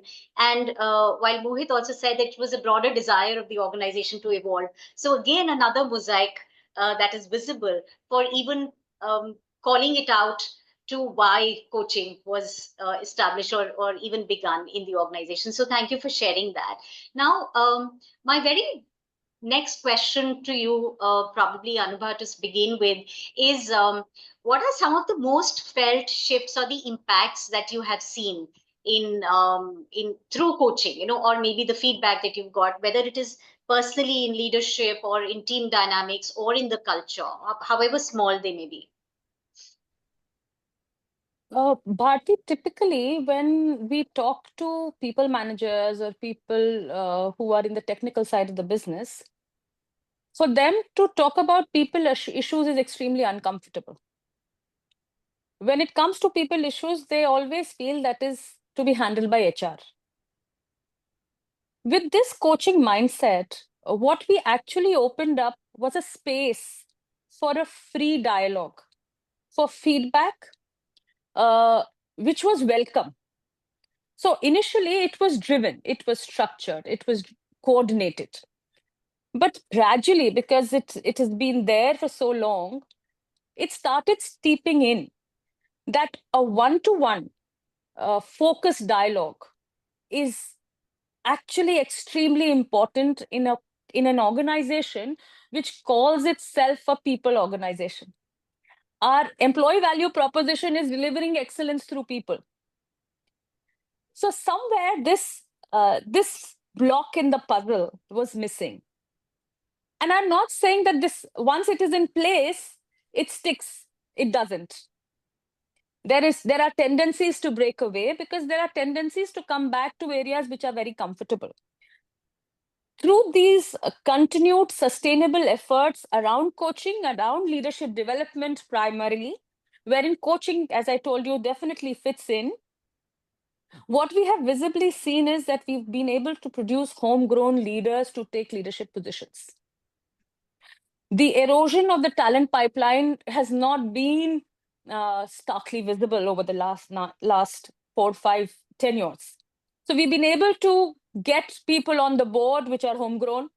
We've got CMDs which are homegrown, so much so that we've also exported CMDs to other organizations through this leadership development pipeline. So that's something very, very visible. Now, there are definite merits and demerits of having your own person. But I think the merits overweigh much more. Having your own leader come across. And that was one of the key benefits that we observed. Secondly, if I go back to why we started with the leadership development and why coaching fitted in, was to look at how leaders can lead in areas of diversification. So if you look at today's the percentage of business of EIL, 45% is from core and 44% is from infrastructure business. That speaks huge volumes. That talks about the ability of leaders to take risk. That talks about the ability of leaders to have better decision-making skills. And I'm not being very simplistic in saying that this has happened only because of coaching. But yes, coaching has played a role there. So these are certain shifts that we've seen. Very well said. That, of course, coaching is one of the contributors that you can pinpoint to for sure. Mohit, would you like to tell us something about IOCL's journey on this? Yeah. Bharti, actually, when we started with the coaching concept, we had 4 things in mind, basically. So one thing was, definitely, it was for the high potential leaders. That was very clear in our mind, that coaching has to be for the leaders, right? And once it is there for the leaders, the rest will automatically follow. So we had 4 basically goals in mind. One was the organizational capability. Second was leadership development. Third one was self-awareness. And fourth one was problem solving. So we started our frameworks because in PSUs, whenever you start something, you have to have a framework, right? Because we normally work on a very solid foundation so that it can grow accordingly. So we started on these 4 concepts. And in particularly self-awareness, we had strength and weaknesses that person is able to gauge, that where does it stand. And in problem solving, there was how do you handle your team? Interpersonal skills came in. So we, under these 4 subheadings, we had a number of under these 4 headings, we had a number of subheadings wherein because we wanted also to see the impact of coaching. See, specifically, like I was introduced coming from a sales background, normally it's return on investment, but herein it's not returning on investment, it's a return on expectations, basically. So you can you have to gauge the impact. Unless and until you keep on, let us say you keep on doing certain program just for the sake of doing it, that's not how at least CPSs work. So that was one thing we wanted to have to gauge what impact does that have on that. And for that matter, our selection criteria is very stringent. People of grade, let us say DGMs and above, they'll only be exposed to in the initial 100 lot, and they'll be the ones who have very excellent, outstanding ratings in last 5 years. So that's a kind of, and then we have our own assessment centers wherein we measure the competency levels, and those people have to be in that top quartile also. So after we did that impact analysis with them, we have the report of each and every individual. Let me tell you, each and every individual was interviewed before and after, and we do it as a 360 degree. So one aspect is having an analysis from the coachee itself, right? That what impact self-awareness, what did you feel like before and after. The second is the 360 feedback.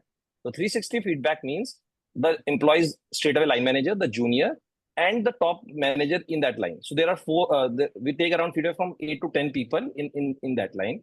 And we have the stats accordingly, that as we have the questionnaire, 30-point questionnaire is there, wherein we saw that impact for the last two batches has been close to 10 to 12% increase in the impact. So we have all the stories.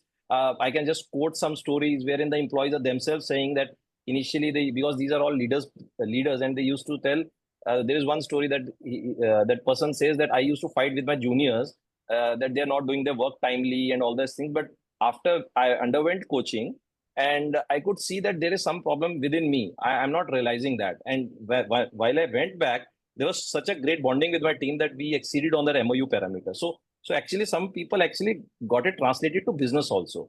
So, but yes, it's a kind of real discovery, self-discovery. Maximum people have given feedback that yes, they have improved a lot on two things. One is the time management, and second is the self-awareness part.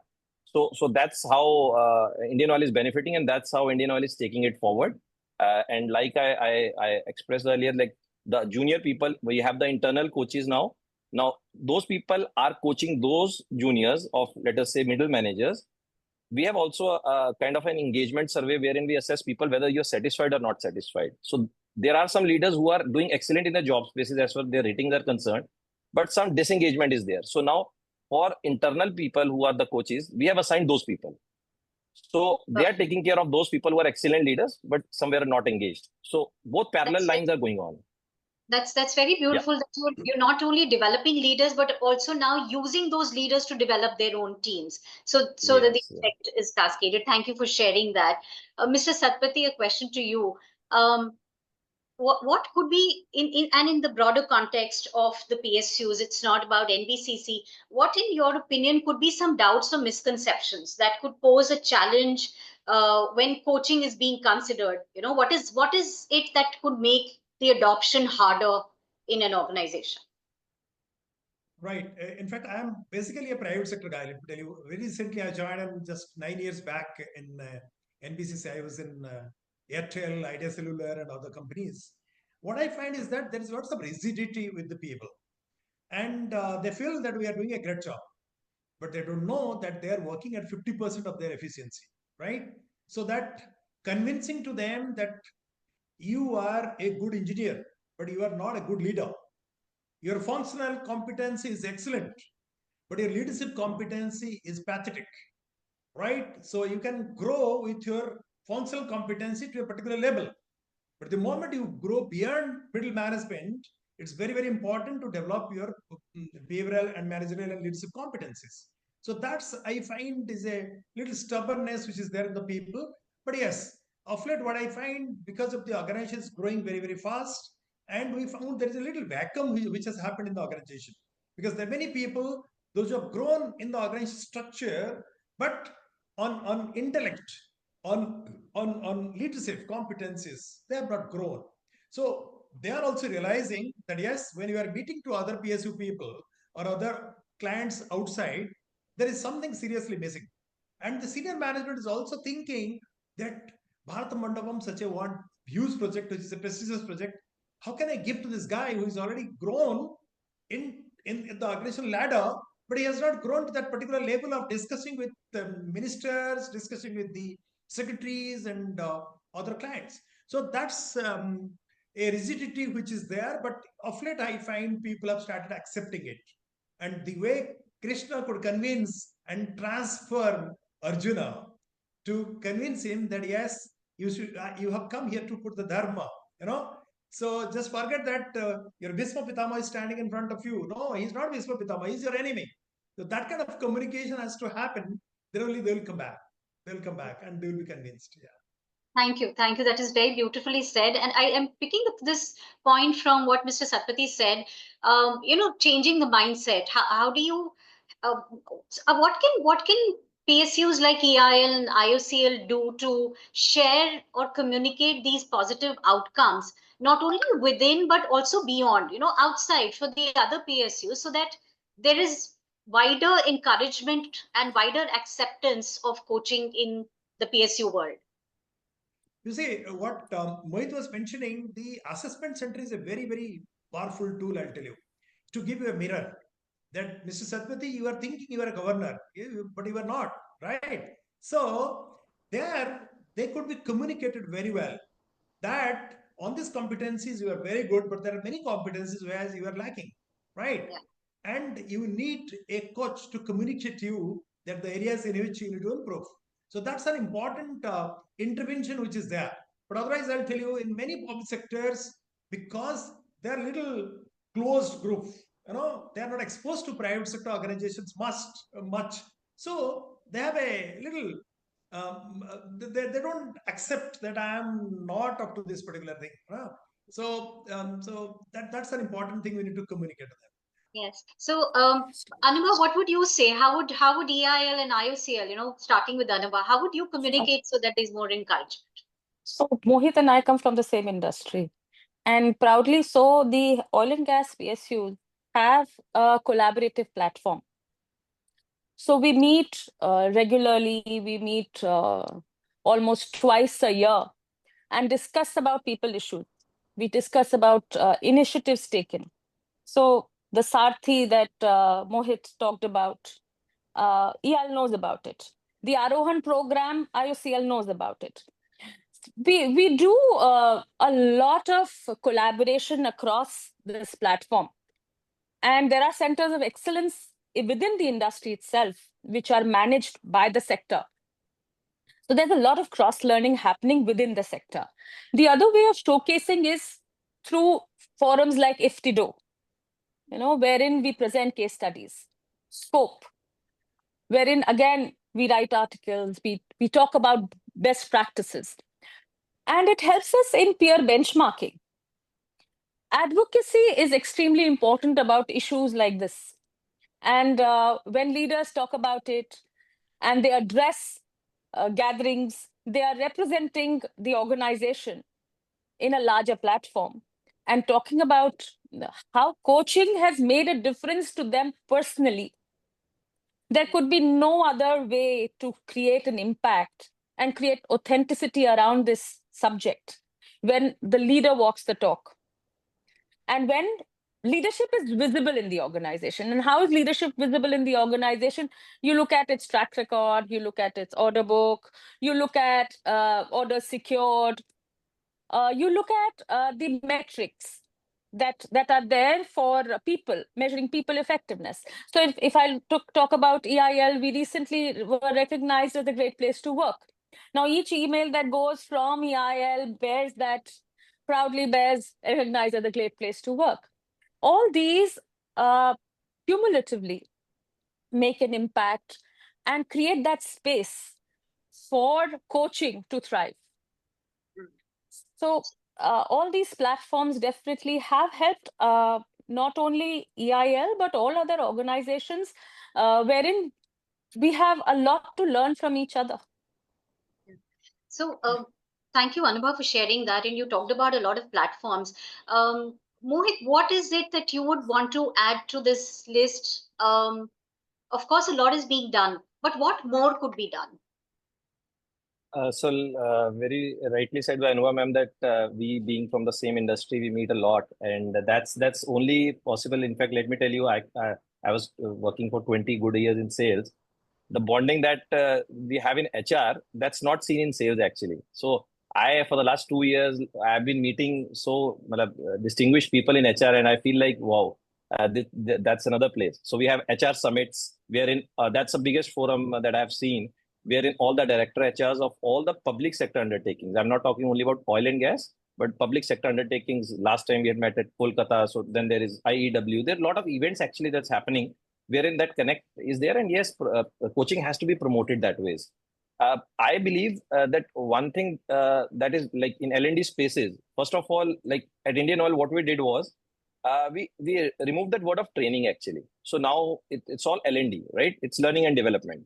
So in that spaces, normally we hear about a 70-20-10 rule, right?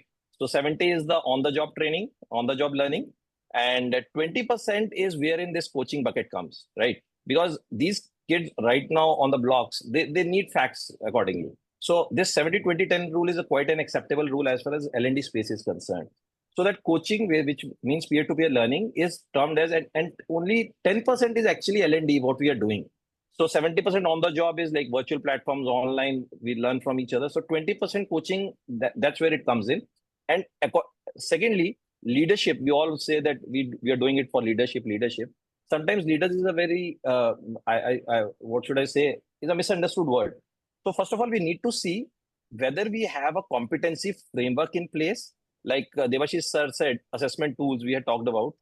Every organization needs to have certain kind of behavioral competency framework in place. I'll just quote an example. Let us say I am working at a corporate level at ED or director level, right?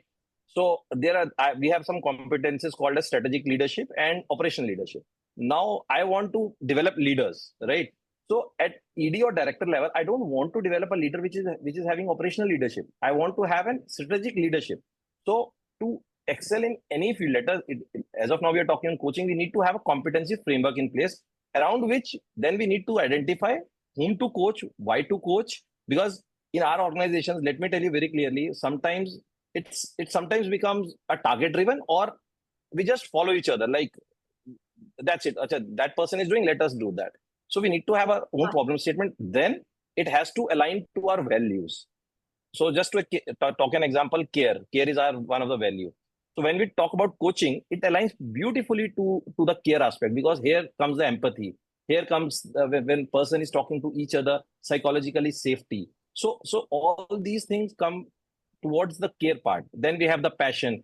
Once a person intrinsically motivated, he'll be passionate to do his or her job. So those kind of values, they have to relate to that. So accordingly, that initiative will definitely go forward, and we have a lot of connects, LinkedIn and other things. It will automatically flow from one company to another. So I would want to ask another question, and that's related to, there's a lot of work happening in the PSUs. Somebody in the chat has also, I just happened to look at this question. They're talking about, can we have these case studies? And there's a lot of work that is happening. Can we get these case studies published so that it is available for everyone to see in some forums? That's a brilliant idea. I think I'll leave that to you as well. And because I'm also conscious of the time, there's one thing that I would want to know from each one of you is, what is the kind of support you want from the ecosystem? What can the ICF local chapters, credential coaches, peer PSUs, how can we help you accelerate the growth and progress through coaching in the PSUs? Yeah, I'll answer to first. I'll answer. You see, when you are going to learn something, first you need to get convinced that learning is required for me, right? So the leaders first need to get convinced that yes, coaching can really make difference, right? Because sometimes they feel without any external intervention, if my organization is doing so well, why I need to invest time for this? But he should understand, we need to be communicated in clear terms that your business has grown maybe 50% per annum. But if you take out time to be coached by somebody from outside, it may grow 75%. Maybe it will be double, right? That kind of communication has to be given to them by external. You see, they will not listen to us. That's agreed. Completely agreed. And I think that idea that came from the case studies who are already implementing this change will be the answer to what you're saying, Mr. Satpathy, and very beautifully said. Yes, thank you. What else could be there? Yeah, and some success stories to be shown to them from the other PSUs also, right? Yes, that Indian Oil, EIL has implemented this, and they have really got some benefits in clear term, in measurable term, right? The engineers really understand more about numbers, figures. They will be really so Anubha, how would you want to? Yes, Anubha, how would you want to? So taking further to what Mr. Satpathy has said, see, the biggest acceleration comes from within. from within the organization. But it is always beneficial to know that there are enablers in terms of ICF and other coaching platforms, which are there to help you overcome your challenges that you're facing. As an HR practitioner, Bharti, I have, over a period of time, whenever there is a leadership change, have been in the chair to convince the leader why coaching is important.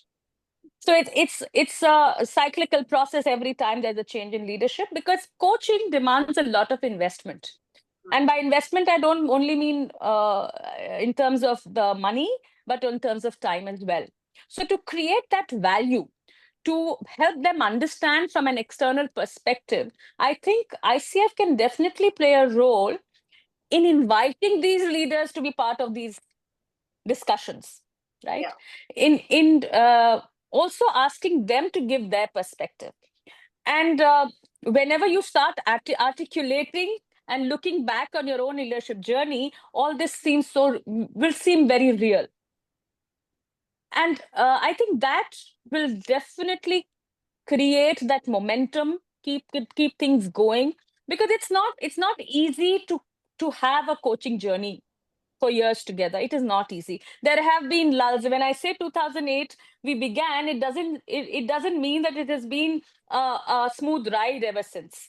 There have been lulls, there have been troughs, and there have been waves too. There have been peaks too. But to be able to surmount that challenge, to stay at your goal and stay focused, this requires a lot of conviction. And platforms like ICF definitely help create that conviction. Yes, thank you, Anba. That was very valuable. Now, won't do justice if we have Mr. Satpathy here, and he talks a lot to leaders, and he's been teaching lessons for leadership from the Mahabharata. So we have a little clip from the Mahabharata. Kenneth, may I request you to play that for us?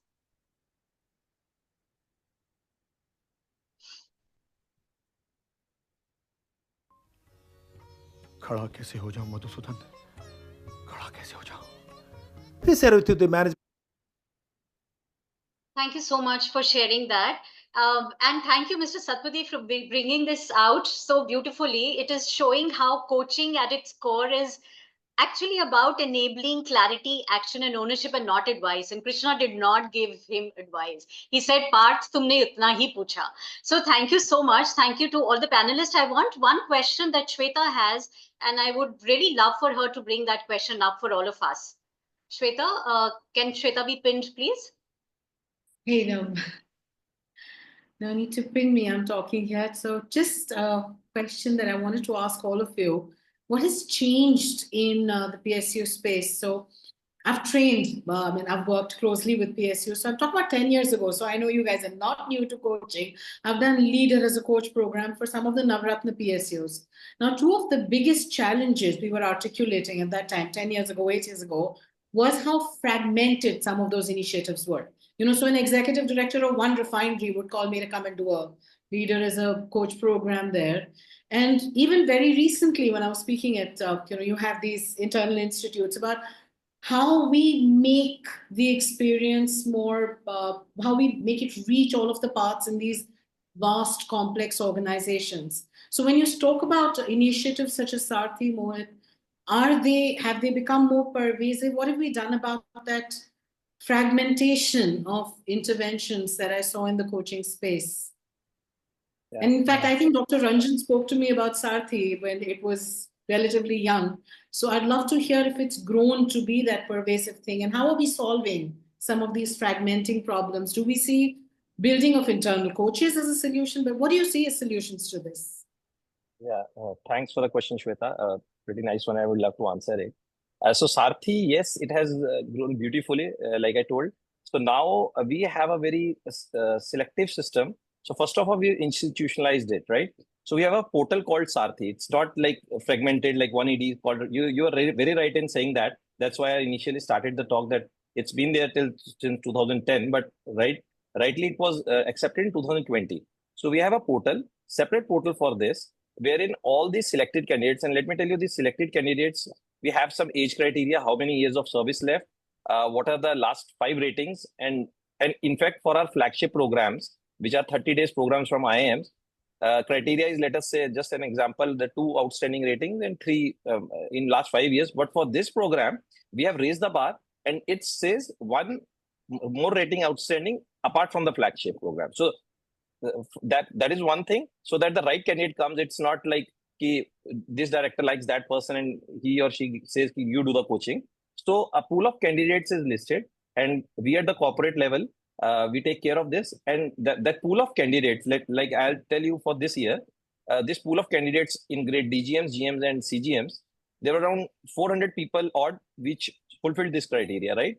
And after that, we apply a second criteria, which is the assessment tool that I talked about, and Debashish sir also talked about, which basically captures the psychometric, the competencies and the potential of that person. If that person is falling in those 2 quartiles, top 2 quartiles, so that criteria further from 400 to it remains 200 people. From now, this 200 people, like Anuva ma'am also said, that learning, we believe it cannot be forced, and that I'm a firm believer of that coming from sales.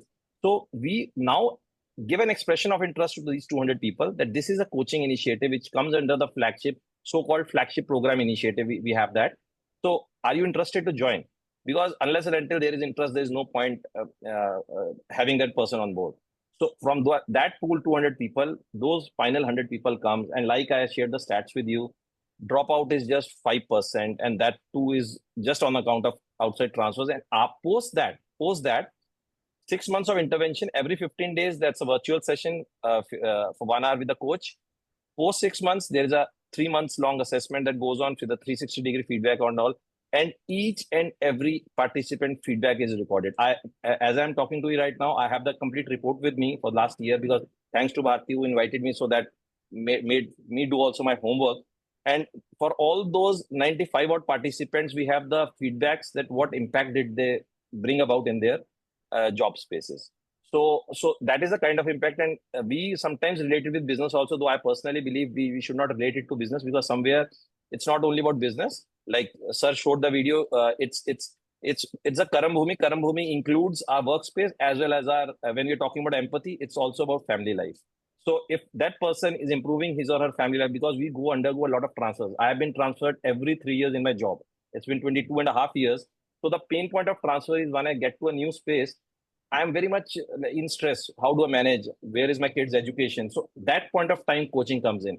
I need a person who can assist me. New probationary officers, we are planning to have coaching sessions for them also. And then the flagship program launched by Scope, Daksh program.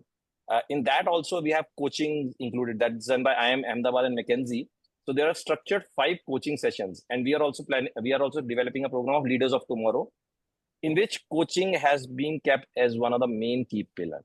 And in our organization, we believe that we have to develop managers as coach, unless and until we democratize it, because this aspect, everybody would love to have in his or her life, improving your own life. So this is aspect manager as coach. We are doing a 3-day program also multiple times, so that it gets into the culture of the organization. At the same time, we believe in one logo, like that we want to if I want to sum it up for Indian Oil, we want to institutionalize coaching without losing personalization, because it should not become a number game. Personalization is the key to coaching. So that's how we are building our entire framework on. And thank you for that lovely question. Beautiful. Thank you, Mohit. Thank you so much for answering it so beautifully and at length. Thank you, Shweta, for asking that lovely question on behalf of all the coaches. We were, I'm sure, very, very eager to hear this from our panelists. Now, before we leave, we'll have one quick round. I don't want to call it rapid fire anymore, please. We're talking of harmony, so let's have rapid reflections. What's one word or phrase that you would want to talk about when you think of coaching? What coaching makes possible in your context, in one word or a phrase? Coaching empowers. Wonderful. Mr. Satpathy. Yeah, it can make lots of difference in the organization. Lots of difference. Because for a private sector experience, I've seen in Airtel how it was making wonders. Okay. Mohit. I would say unlocking potential Removing mental blocks. That's the keyword for me. Awesome. And the last question, what one insight from today's conversation would you want all the PSU leaders who are sitting curious about coaching, what would you like to tell them? Those who haven't experienced coaching, is it?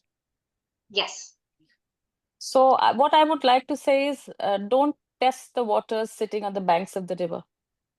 Take a dip, if not a plunge. Take a dip at least. Wonderful. Yeah. Yes, Mohit. Yeah, ma'am has described it beautifully, and talk to the people who have done it. We might not be 100% successful, but I always say let's take the positives. There are lots of negatives in this world, so let's the positives. If even there is one positive in what we have done, you take it, and that is great. And that's how we and Anubha ma'am relate to each other. Yeah, thank you. Wonderful. Thank you. Thank you so much. And thank you so much, Mr. Satpathy, for bringing this beautiful essence from the Mahabharata for all of us to show that coaching, how timeless the lessons from coaching have been, how timeless coaching itself has been. It's not something new. It is not something new to India. So thank you so much for bringing that special flavor for all of us today. Thank you to all my panelists, and I'm very conscious of the time. It's been an absolute privilege to hear from each one of you, how each one of you is thinking about coaching in the context of leadership, culture, and also nation building through your PSUs. And I really, really hope that today's dialogue continues to spark a lot more awareness, a lot more alignment, and so much more action from other PSUs as well. So thank you so much for joining in today with us. Thank you so much for having us. Thank you. Thank you. Thank you. Thank you. And thank you, Satpathy sir, for giving the real meaning of Sarthi to us. Thank you. Thank you. Thank you. Thank I'll you. just take maybe another 30 seconds to connect is that connect the Johari window with Mahabharata. I'll tell you on coaching and mentoring. In Johari window, the most important is that you don't know, but others know. That you connect to coaching, that's going to make lots of difference. I'm sure. Mr. Satpathy, I think one specific podcast with you will be due only on Mahabharata and how you relate that with coaching. We will not be able to justice in this panel discussion with such limited time, but we would love to have you over once again for this special. Thank you so much once again to all of you, and over to Deepika and Kenneth.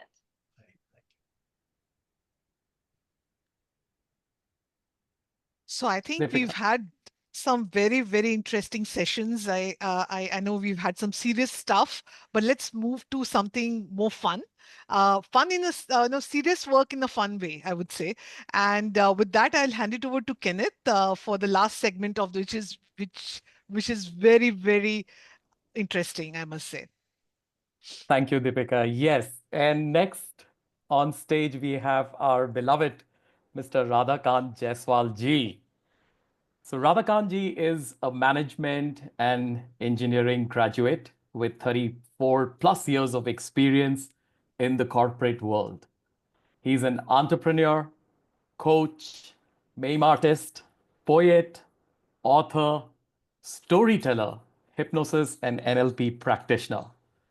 Currently shaping the Akshay Minds Private Limited in the domain of coaching, learning and development, talent acquisition, and HR services as managing director. Successfully volunteered at ICF Delhi NCR between 2021 to 25. He has been an active member of ICF Global and Delhi chapter since November 2018. Welcome on board, sir.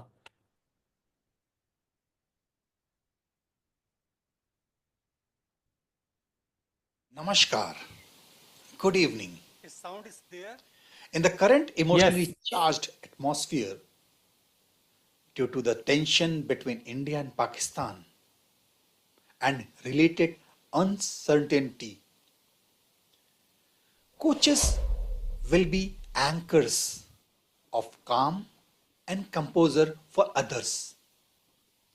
Hence, we may ourselves need grounding and emotional processing.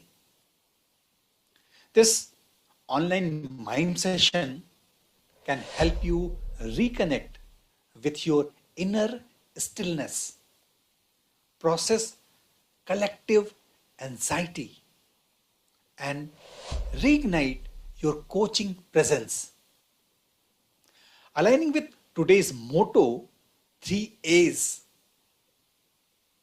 awareness, acceptance, and action, here are few joint activities for us to center ourselves and build resilience through embodied silence by using tools like mime, coaching, hypnosis, and NLP. Today's theme is holding space in turbulence. Yes, holding space in turbulence. The objective of these upcoming moments are going to be to help you acknowledge your inner emotional waves and cultivate calm, compassion, and grounded presence amidst external chaos and uncertainty.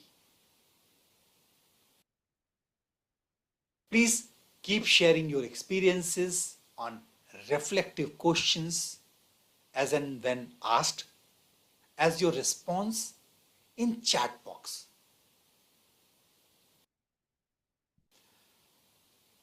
We will start with first activity, which is silent grounding. I will give you a demo, then you have to repeat with me. Gathering energy from the sky and from the earth, placing it gently on your heart. Now repeat this act with me 3 times, either by closing your eyes or keeping your eyes open. Gathering energy from sky and from earth, placing it gently on your heart.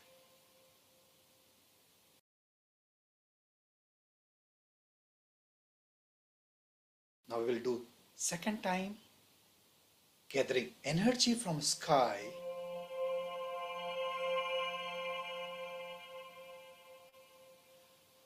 and earth and placing it gently on your heart.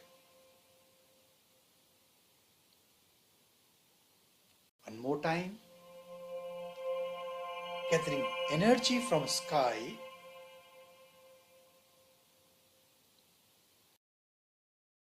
and from earth, placing gently on your heart.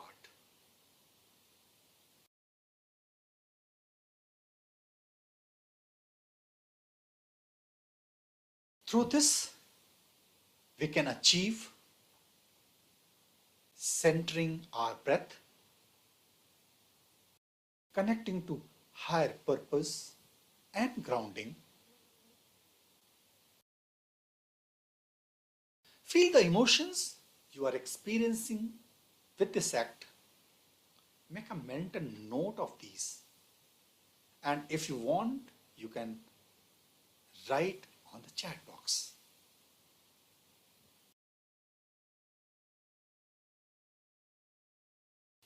Now, let's move to second mime act with me. The invisible storm. Imagine or visualize being surrounded by an invisible storm. Strong winds, sirens, shaking grounds. Just watch me, how I struggle walking against the wind, covering my ears, shivering. Just feel You yourself, as if you're walking against wind, covering your ears, shivering, and then gradually shift by building invisible shelter around yourself of walls of light through your breath and intention. Sit calmly inside of the shelter in silence. Invite all those to whom you want to be in the shelter.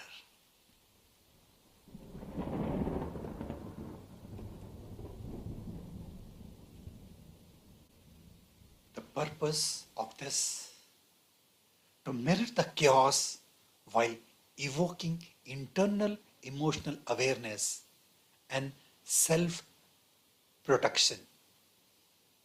Here, I would like you to reflect on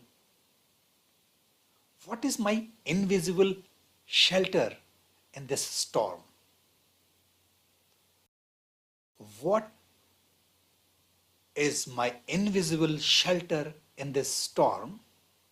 And who do I choose to be inside it? Yes, who do I choose to be inside it? Answer on the chat box.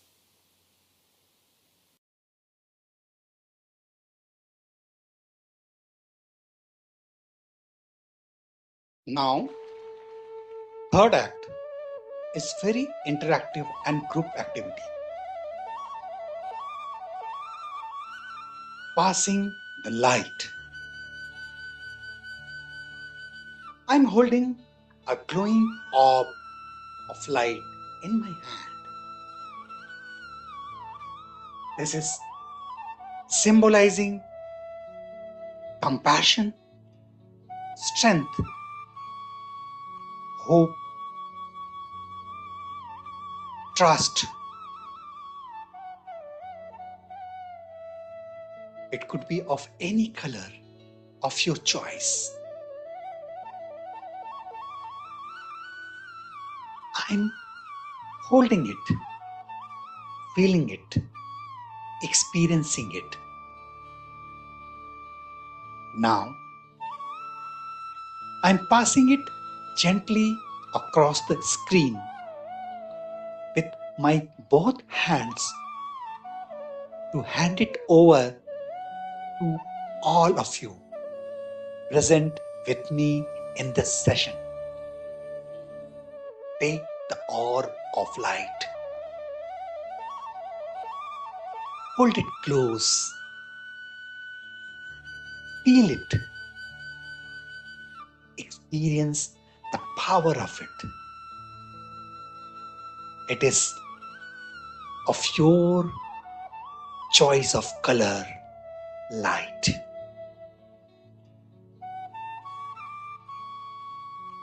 Now, pass it forward to next person in this call through your right hand and concurrently receive on your left hand from another person in this call. Receive the orb of light. Hold it close to you. Feel it. Experience it. Do this act in silence without uttering any sound.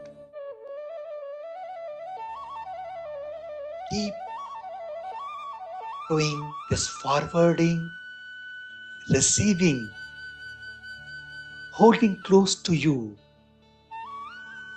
the orb of light,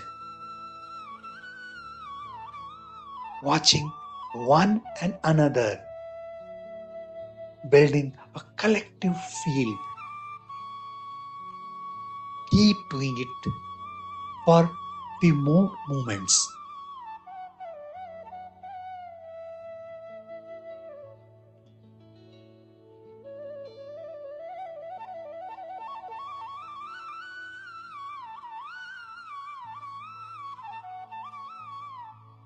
The purpose of this is to create connection, unity, and shared emotional support without words.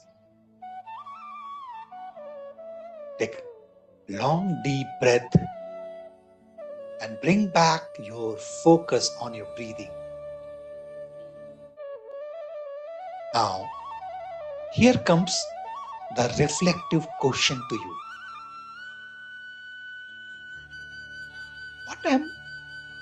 What am I passing on to others? Fear or hope? Tension or trust? Answer chat box or whatever comes to your mind. You can put in the chat box.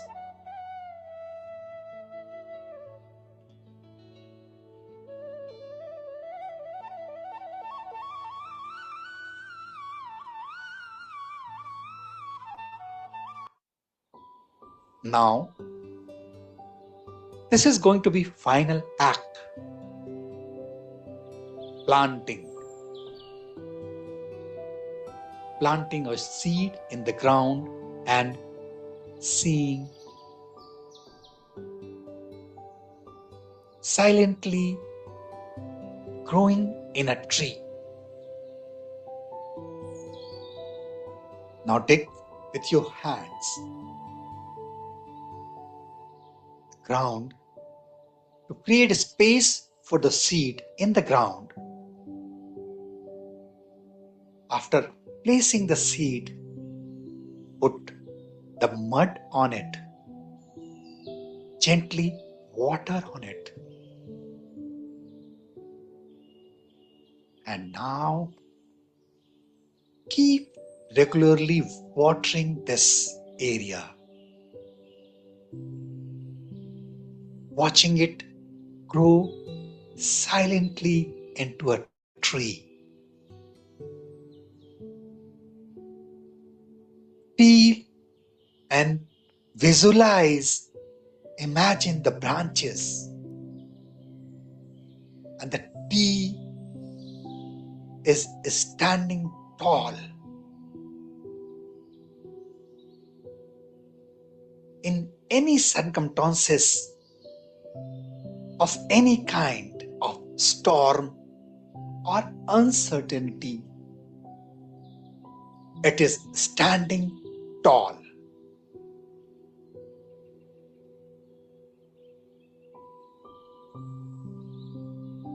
This is a metaphor for resilience and hope.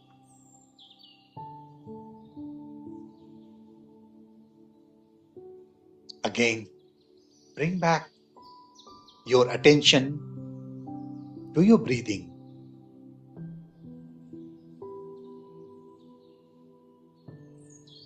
Drop any one word in the chat that you just embodied now.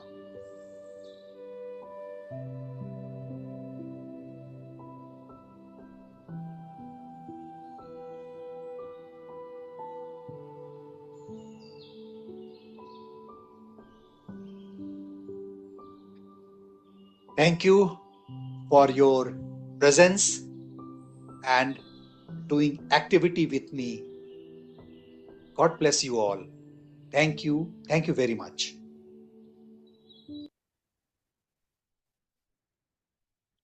Wow, that was so beautiful. Thank you, Radhakanji. This was so wow, wow, wow. Okay, that will be my words. And what a beautiful mime activity and what calming effect it had. Really, really, Radhakanji, you were really a magician, as somebody put it. Thank you. Thank you. Thank you very much. I'd like to now invite Kaushik for the closing remarks. So, Kaushik, I know we are on time, but it'll be good if you could say a few words. Thank you very much, everyone, for staying back. Thanks, Deepika. And ladies and gentlemen, good evening. So after Radhakant, and I call him RK, after that magical performance, I think he had rendered the vote of thanks. But with RK's permission and all of you being here, what an evening it has been. Truly a mosaic, true to the spirit of the celebration of coaching. I think it's been a fine blend of expression, education, and experience to me. We gave our best, and I hope you engaged highly. So deep gratitude to all the panelists, speakers, and participants. Thanks immensely to the Kolkata chapter, one in its second month of being, for participating in that slice of joy during this inaugural extravaganza. So Kolkata, something close to my heart, Korbo, Lorbo, Jitbo. Heartfelt thanks to Linda Berlot for her incisive insights on team coaching, all the way from Dubai, in her signature style. And so to Ms. Anuba Agarwal, Devashi Satpathy, and Mr. Mohit Goel for treading in that less trodden path, at least for us, which is that of coaching impacting leadership development and organizational transformation in PSUs. At Mohit, if you're around, 2,500 years later, thanks to the profession and the community, Arjuna may not be able to choose Coach Krishna. It could be a Coach Radha or a Coach Durga. Thanks, Radhakant, for the moments of razor-sharp golden silence. It was truly an ignition of creative coaching. That's my takeaway. And the audience, you have been audaciously awesome. You have really chirped, kept all the speakers and panelists busy, and the energy was high. Big shout out to the hosts and moderators and my colleagues in the chapter, Seema, Bharti, Sandhya, Kenneth, Shruti, and to all the other volunteers who dared to share. And as cool as cucumber in the scorching May has been the backstage team of members in the chapter. So thank you, Deepika, Sanjeev, Bela, Vivek, Abhitav, Jaya, and Krishnan and Rohit. ICW was our first major event for a brand new board to get the litmus tested and trust the colors changed appropriately.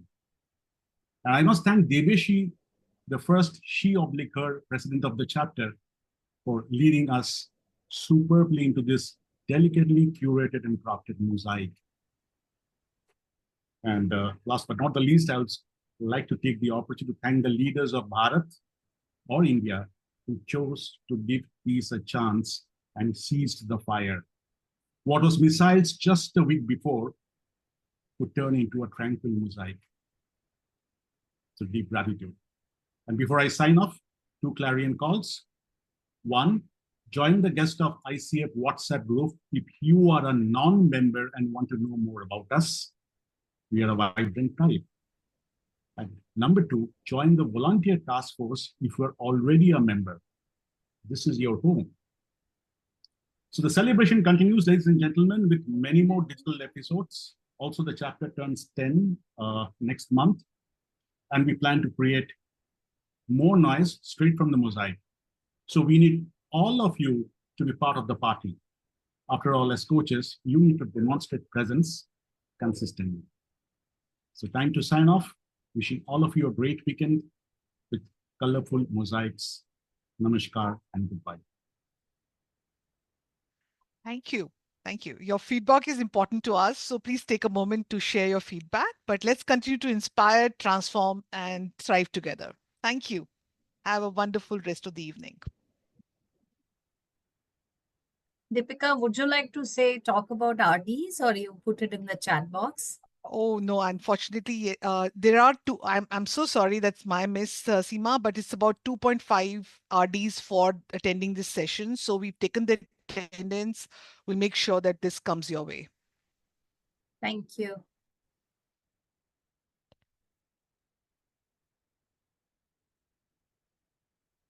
And can we have Thank you. Kenneth Thank play you. the song while we Yeah.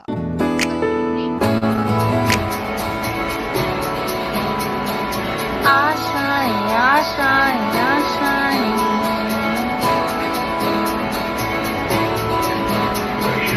आशाएं आशाएं आशाएं कुछ पाने की हो आसास कोई अरमा हो जो खास खास आशाएं हर कोशिश में हो बार बार कर दरियाओं को आर पार आशाएं तूफानों को चीर के मंजिलों को छीन ले आशाएं खिले दिल की उम्मीदें हंसे अब मुश्किल नहीं कुछ भी नहीं कुछ भी आशाएं खिले दिल की उम्मीदें हंसे अब मुश्किल नहीं कुछ भी नहीं कुछ भी हो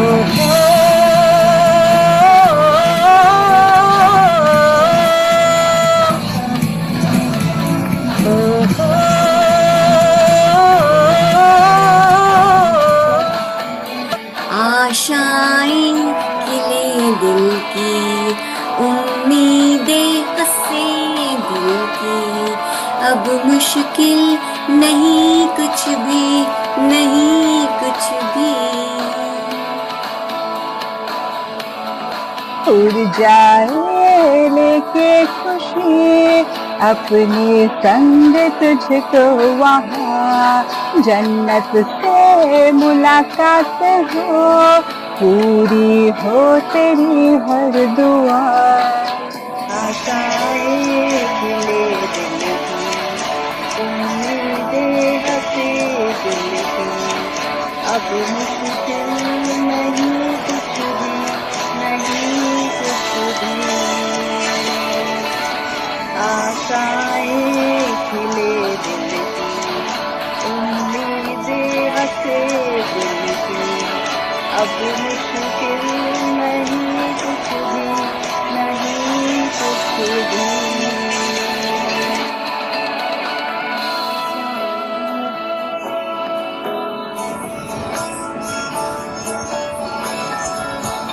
गुजरे ऐसी हर रात रात हो ख्वाहिशों से बात बात आशाएं लेकर सूरत से आग आग गाए जा अपना राग राग आशाएं कुछ ऐसा करके दिखा खुद खुश हो जाए खुदा आशाएं खिले दिल की उम्मीदें हंसे दिल की अब मुश्किल नहीं कुछ भी नहीं कुछ भी आशाएं खिले दिल की उम्मीदें हंसे दिल की अब मुश्किल नहीं कुछ भी नहीं कुछ भी आशाएं उम्मीदें आशाएं उम्मीदें आशाएं आशाएं उम्मीदें आशाएं उम्मीदें आशाएं आशाएं उम्मीदें आशाएं उम्मीदें आशाएं आशाएं उम्मीदें आशाएं उम्मीदें आशाएं